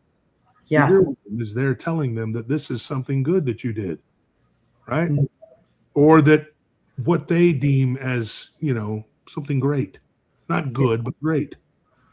And so in the perverse mind, you win, dude. You're awesome. You killed all these people, and you caused untold misery and suffering, and somehow that makes you somebody special, really. But any fool can pick up a knife. That's the thing. Mm-hmm. The evil doesn't get is that any fool can grab a gun or a knife or however and kill a weaker being. Mm-hmm. That doesn't make you anything but a coward and a part of the darkness. And I always tell people, I was like, the Achilles heel is that God's kingdom is all together one. It is one. It comes together under God. Their kingdom is split into 1,000 different black shards. Right. They'll come together, but temporarily. It doesn't last, and that is the ultimate downfall of these beings. And I believe that when Bible prophecy takes hold, everything does what, falls the way it's supposed to. People don't understand this, that Islam, Christianity, Hindu, and Buddhism all have the same ending, just different names. The Hindu call him Krishna Kalik. That's Christ, basically, their version of it. The Muslims believe that Christ will return. Look it up. I mean, it's in the Quran. And it shocks me that they don't believe he's the son of God, because why would God choose him, right? And in Christianity, of course, I personally am a follower of Christ. I believe that Christ is going to come and he's going to set things right. The end will come for these beings, and they can't agree on the time of day. How are they going to defeat God? But these beings, they are going to drain and attack and cause untold misery until the day comes. And there is this weird belief too that everybody's like, oh, well, they're going to try and take as many people with them, out of spite. No, actually, they're feeding. They're literally they're feeding, and they honestly don't truly believe. Not all of them. They don't all truly believe that they're going to lose, because they look around at this world and they forget where they're at. Just as we have amnesia about our past, the demons of this world, they're not all knowing and all powerful. Believe me, they're not. They're not omnipotent, and they can't be in more than one place. It's only the hive mentality that gives that illusion. And their leaders are the fathers of illusion, right? It's all a simulation. They believe that these entities have all the answers, because they can do some parlor tricks and make people believe it. Anybody can do prestidigitation and trick somebody. What these beings do is just a sleight of hand. They make you think that they know you because they've eavesdropped on you, right? So then they say things and they repeat phrases that your grandma repeated, or something that you said. Oh, grandmama told me blah, blah, blah. And then they were there when you were young, because these things are long lived. They don't have broken lifespans like we do, where you die and come back, right? These things, they stay alive for millennia, right? And then they have their own schools too. They have their own families, their own bloodlines. People don't realize that. They go to school too, and they learn all kinds of stuff. And then they learn how to trick you. But the whole point to this is that you are a source of food for them. You are literally a food source, a forbidden food source, because there are cosmic spiritual laws in place, but they break them. And it is silly to think that they wouldn't, because you're an outlaw. I mean, why wouldn't you? You are literally a spiritual criminal. You're going to do bad stuff, right? There is a rule that they care about. And some of them, I believe, have become so far removed that they forget that they're actually in prison. See, there was a war in heaven, and they were cast down, and they couldn't ascend. They couldn't go back to where they came from. That's where the UFO people come in. They believe that this was a cosmic war, a physical war that happened. And if you read the Vedas of the Hindus, it does speak to that. There's an entire region in Kashmir. Actually, there's 3 different places in India where you can go and walk, and they're called the Seas of Glass, right? One's in the desert and one is green. Why? Because that was grass before an atomic bomb hit it, right? They were playing around with weapons, I believe, because India was part of Lemuria. Atlantis was over here. And Atlantis, I believe, wanted to, and this is Edgar Casey's work. He says, this leading prophet, he said that they wanted the world. They wanted to dominate the world. This was 1 million years ago when they started their civilization, and it was roughly 40,000 years ago when this happened. Now, when you, or 140,000 years ago, when you stop and you look at the timeline, you're thinking 1 million years, gee, that's a long time. It's not, because the yugas of the Hindus, there's 4 of them: the Setra Yuga, the Tetra Yuga, the Dwapara Yuga, and the Kali Yuga. And the Satya Yuga, and of course, each one of them is 4,320,000. And then the last one, mercifully, the Kali Yuga, where everybody's, weaker, smaller, more corrupt, it is only 432,000 years. When it talks about divine years and when Jesus' reign comes to pass, his reign is going to be 365,000 years. Why do I know that? Because 365 years is 1 divine year. See, everybody thinks that their religion has all the answers, but the answers, and I'm not trying to be new agey here, I'm being serious. It's like a star fell from the sky and everybody grabbed a piece of this stuff. And everybody says, I have the truth. I'm holding it in my hand. You do, but you don't have the rest of it. You just have your truth. That's it. And then the other religion says, well, I have this piece here and I'm correct. You're correct, but you don't have the rest of it. That's the problem. Because if we all sat back and we looked at each other's piece, you would start to put it together like a tapestry. Instead of being like right here, you would back up and look at it and you would see from beginning to end. When God says he's the Alpha and the Omega, he's being serious. He has all the answers and it's all right there, but people don't want to accept that. One of the things, too, is that people mistake God for what man's idea God is. And then they're angrily hating God for what man has turned him into or tried to turn him into, quote unquote, boxing him in, which is also a term that's negative because the square is not something you want to be in. Exactly. And you can't put God in a box, and God doesn't belong in a box. That's the problem, too, that a lot of people have. They run into this stumbling block in their religion. And instead of figuring out why that's there and they can't figure out what it is, they dare not turn to any other religion to maybe find an answer to that problem. Because God spoke to everyone, not just one group of people. When you read the story of Abraham and Sarah, it's actually Ibrahim and Sarawati. They were Sumerians, and people will argue with me and tell me they were Israelites. I'm like, the Israelites hadn't even been thought of at that point. They were from Sumer, and people don't even know what Sumer is. Sumer was a kingdom that was in Mesopotamia. That whole region of Iran and Iraq is Mesopotamia, and the cradle of our belief belongs in that region. When we invaded Iraq, and I've had soldiers tell me this, and a couple of them were my own cousins. They were Marines. One of them fought in Fallujah. Where do you think the first place they went when they showed up in Baghdad? Where did they go? The museum. Oh, wow. Why is it so important that they secure the museum and libraries? I'll tell you why. Because the ancient artifacts from Sumer were there. From the ancient Babylonians, the Persians, and of course, before that, the Assyrians and everybody, Hittites, that whole region, right? All of the history of that region was in the library in Baghdad. Yeah. Gilgamesh, everything, all of his artifacts, he was there. And I'm telling you, he was a real guy. The Epic of Gilgamesh is basically the story of Noah, just a different telling of it. With the Hebrews, I would say at that point they were the Israelites, when they were destroyed and captured, and they were destroyed, their kingdom was torn asunder. They became captives of the Assyrians, who were later conquered by the Babylonians, later conquered by the Persians. And Cyrus released them or kicked them out. And they returned back to their homeland, which was gone. The only thing left was Judea. And that was the priesthood, the kingdom in the south, because they had cut a deal with the Assyrians to be left alone.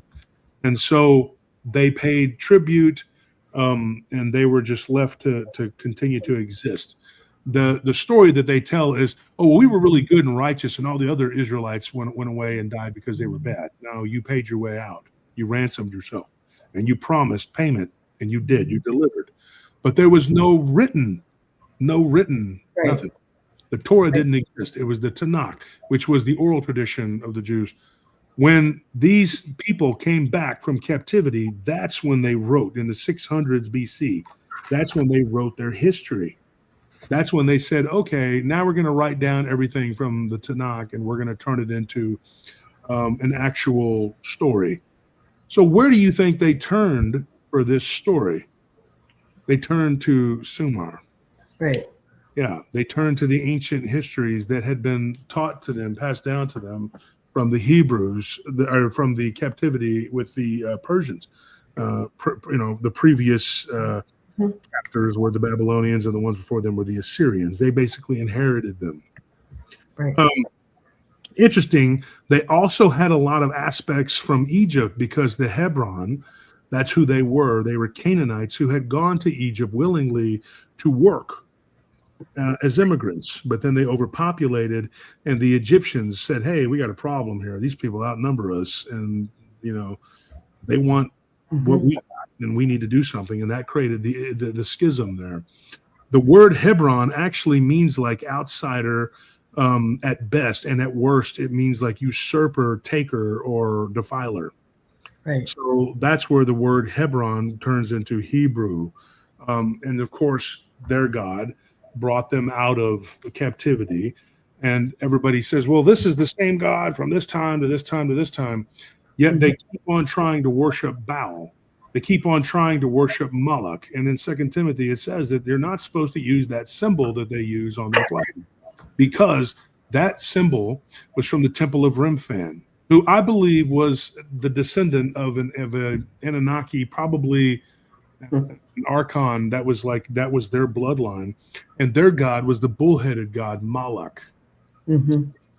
And those people now, when you hear about these cases where people will find, like we talked about it on the show the other night, they'll find pentagrams with this goat-like head on it, whatever. There's one that they found that's a Hebrew scroll from way back. I put it on my Facebook. People can go look at this entity. It's weird. I think that it's sort of a mistaken identity. I think that this thing is something in between a goat-headed looking creature or a bull-headed looking creature. And I believe it is an avatar of Moloch, because I don't think that there are one of anything other than God. I think that there are species of these things. And I think that that was one of the species. And in fact, when Tiamat, her husband, was killed, she went on a rampage and she created the scorpion man, the hairy man, which could be Bigfoot, and of course, the bull man. There are pictures of these things. I have some. Let me see if I can look this up real quick. If I can find it, I'll try. But there are pictures of these beings supposedly under the Vatican, and these are supposedly real. There's a guy's got a channel, and they've spread all over the internet. I don't like to use pictures because everybody's always like, well, it's AI, it's fake, it's blah, blah, blah. Right.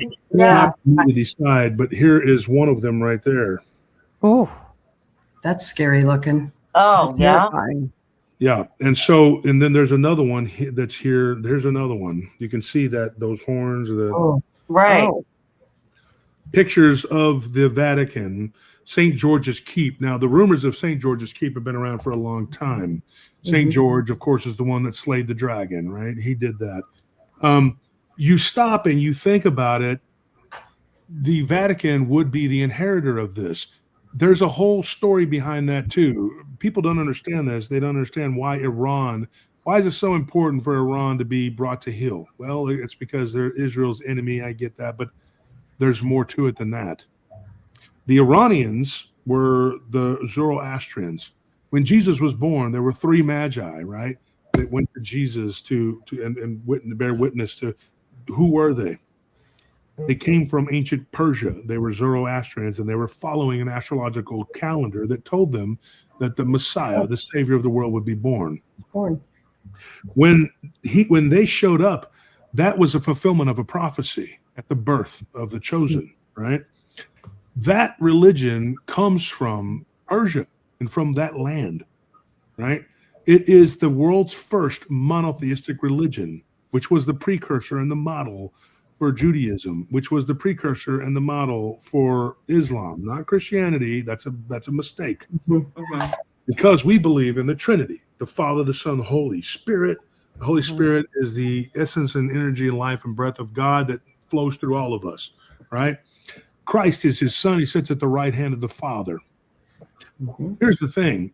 If you look at the Italian flag and you look at the Iranian flag, they're very similar. They have the same colors, right? Yes, and there was a group of people called the Essenes, the assassins.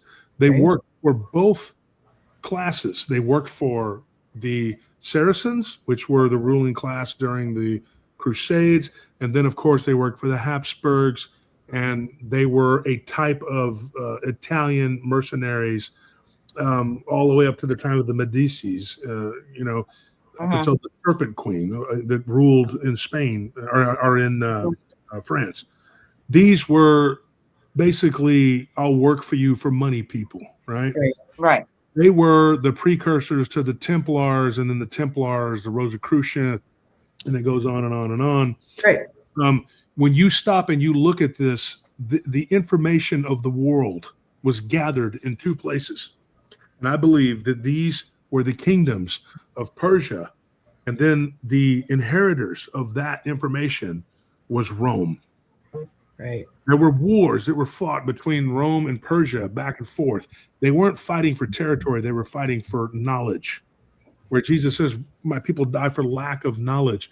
This was an information war. They wanted the knowledge of the world. The burning of the Library of Alexandria was the single greatest tragedy that ever could have happened. But it happened under the Romans' watch. And you're going like, how could this have happened in Alexandria under the Roman watch? Who did it and why? And we still don't know the answers. But the same people that burned, the same vampiric people that burned that library are the same ones that are causing the war today.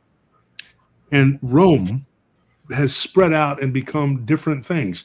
It's become the Orthodox Christian Church from the Byzantine, the Eastern Roman, and then you have the Western Roman, which became Catholic, right? Now, where is all of the Islamic incursions and everything else coming from? Iran. And it's coming from Iran because that was the main conquest, because Islam was actually created by rabbis that were trying to destroy Romantic Christianity.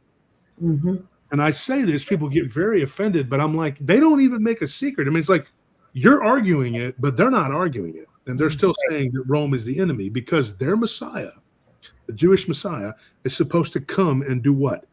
Destroy Rome. Right? And the knowledge is hidden in St. George's Keep. Thus, you get these weird creatures that look like that underneath St. George's. Hey, those things are so creepy. Yes, that is what nightmares are made of. Exactly. Why so many times when somebody finds something, some sort of satanic symbolism, these horn-headed creatures show up? Well, you can thank Tiamat for that because she's the one that created these things. The bull-headed creatures, the scorpion-headed people who live under the earth, they're yet to be seen. They're going to come out in Revelations. Once the seals are broken, and people don't understand this, but when you put it all together, you're going like, aha, you see? And when you get these certain numbers, you put those numbers together, you see that they come up over and over and over again.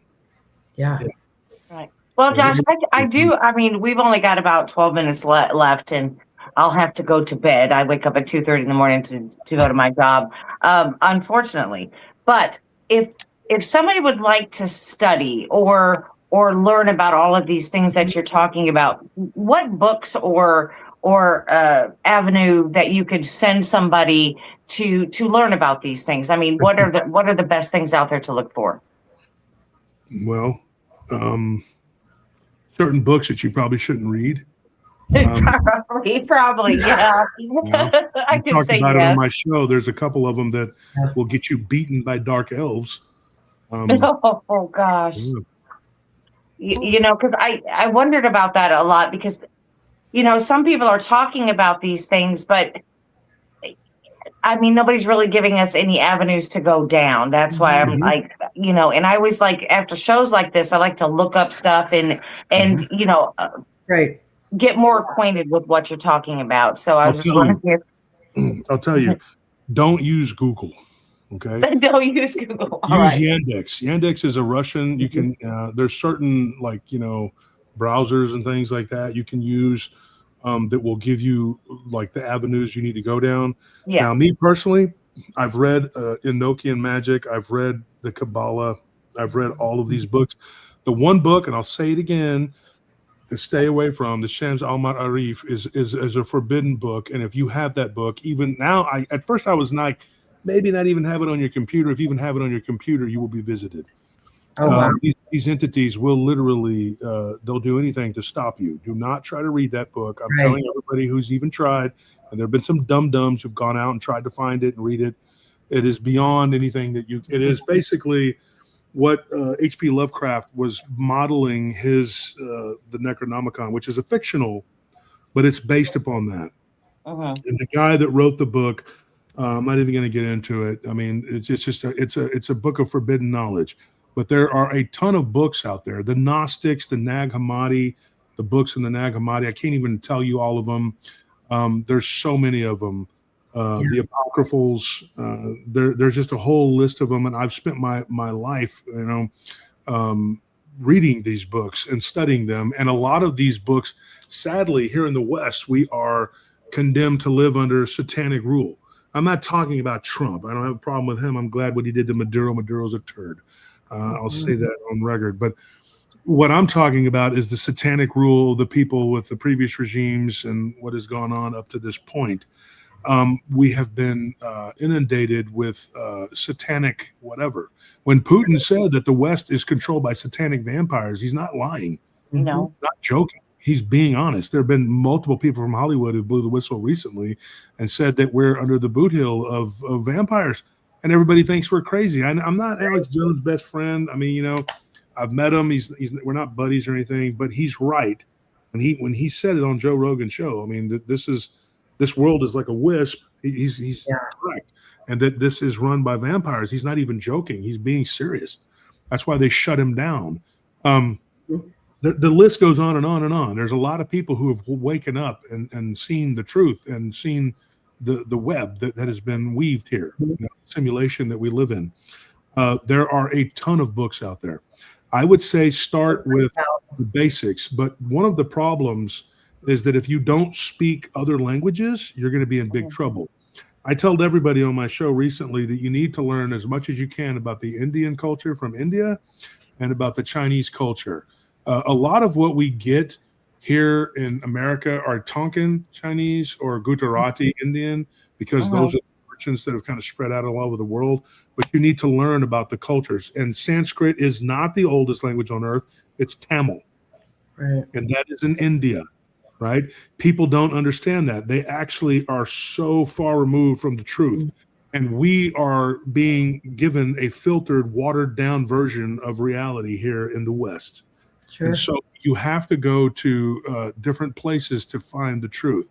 The closest church truth that I found is the Orthodox Church. I will say that. There is some truth in the Catholic Church. I'll show you something. Let me find it right here. Get this. This is the St. Benedict medal. St. Benedict. This right here. I have it all over my house. That and St. Michael.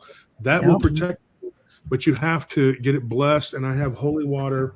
I keep it on hand. I know that people think I'm crazy.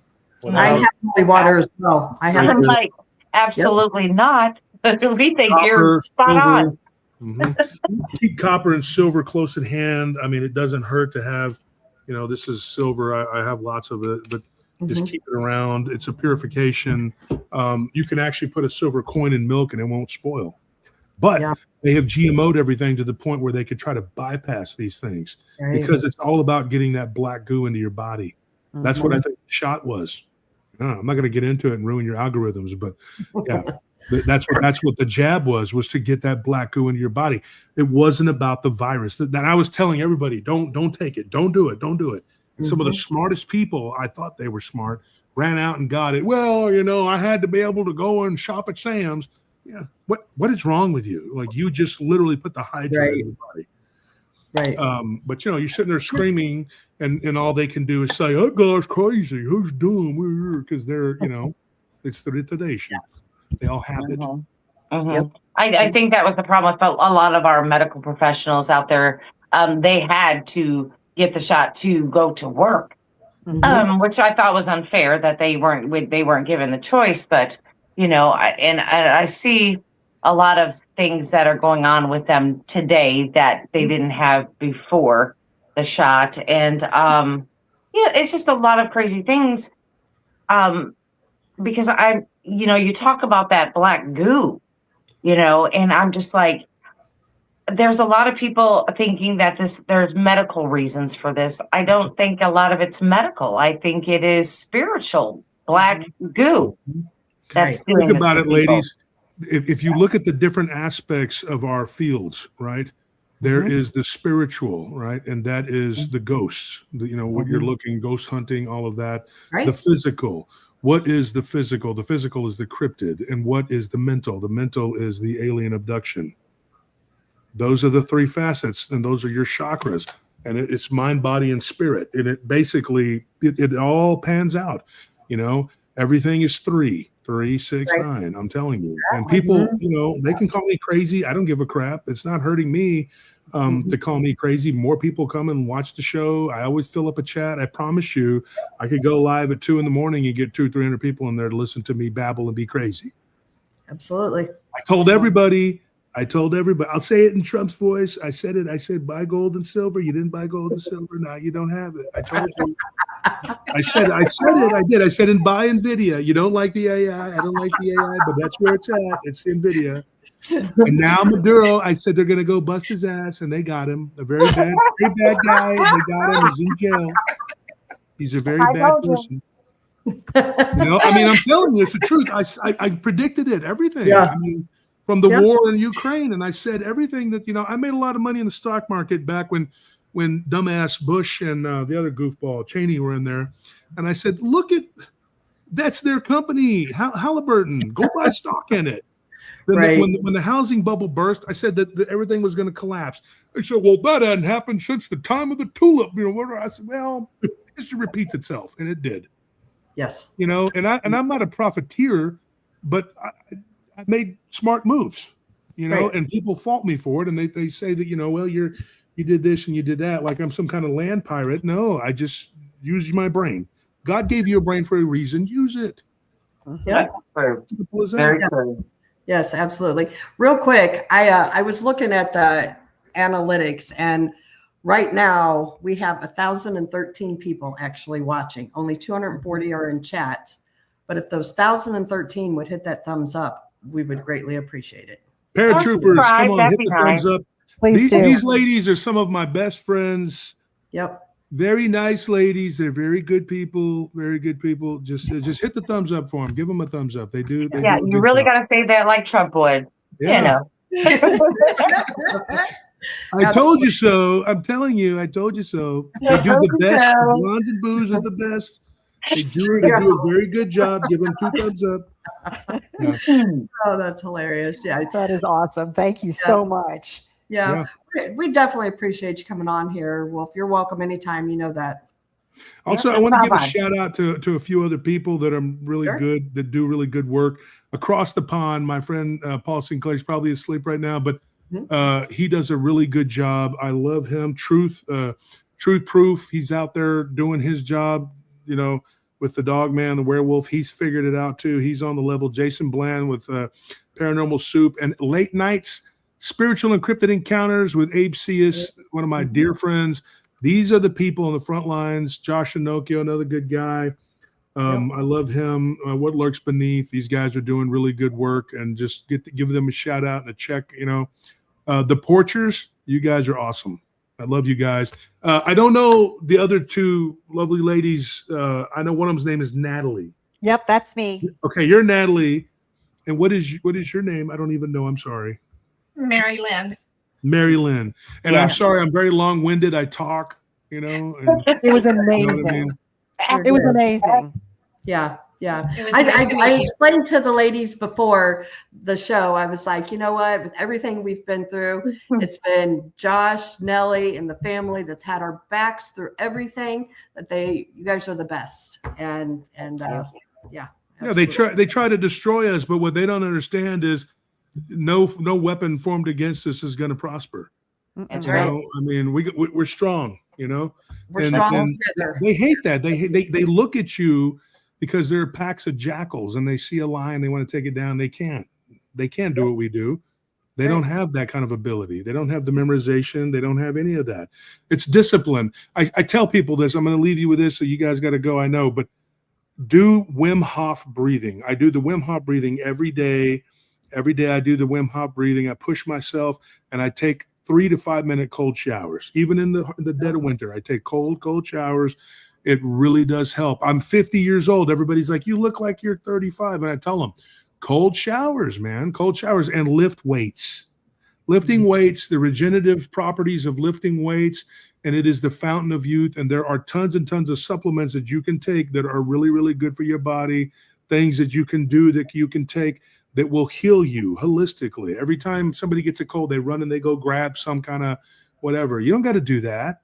Right. There's all kinds of stuff on the earth that God gave us, right?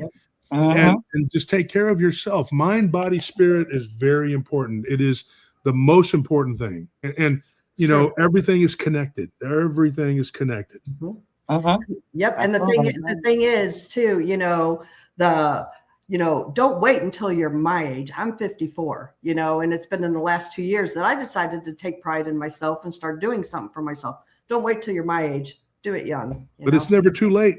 never too late though. Never too late. To do good. You guys, you're all lovely ladies. You're doing a good thing here. Keep it going. And whenever you want me to come back and babble some more, we'll come back You're always welcome here. Always. We love the guys too. babble. Yeah, we love the babble. We appreciate everybody that's come over and from PRT that has subscribed in the past and subscribed tonight. We definitely appreciate each and every one of you. Thank you for all the donations that will come in handy this year. We have some announcements that'll be coming out in the next few months for all of us that we just can't talk about quite yet, but we will get it out there. And thank you, Wolf. Thank you to Paratroopers. Thank you so much. Everybody. Thanks, everybody. And check out Nellie's new channel. It's called Dead Zone Transmissions. She's doing really good with that.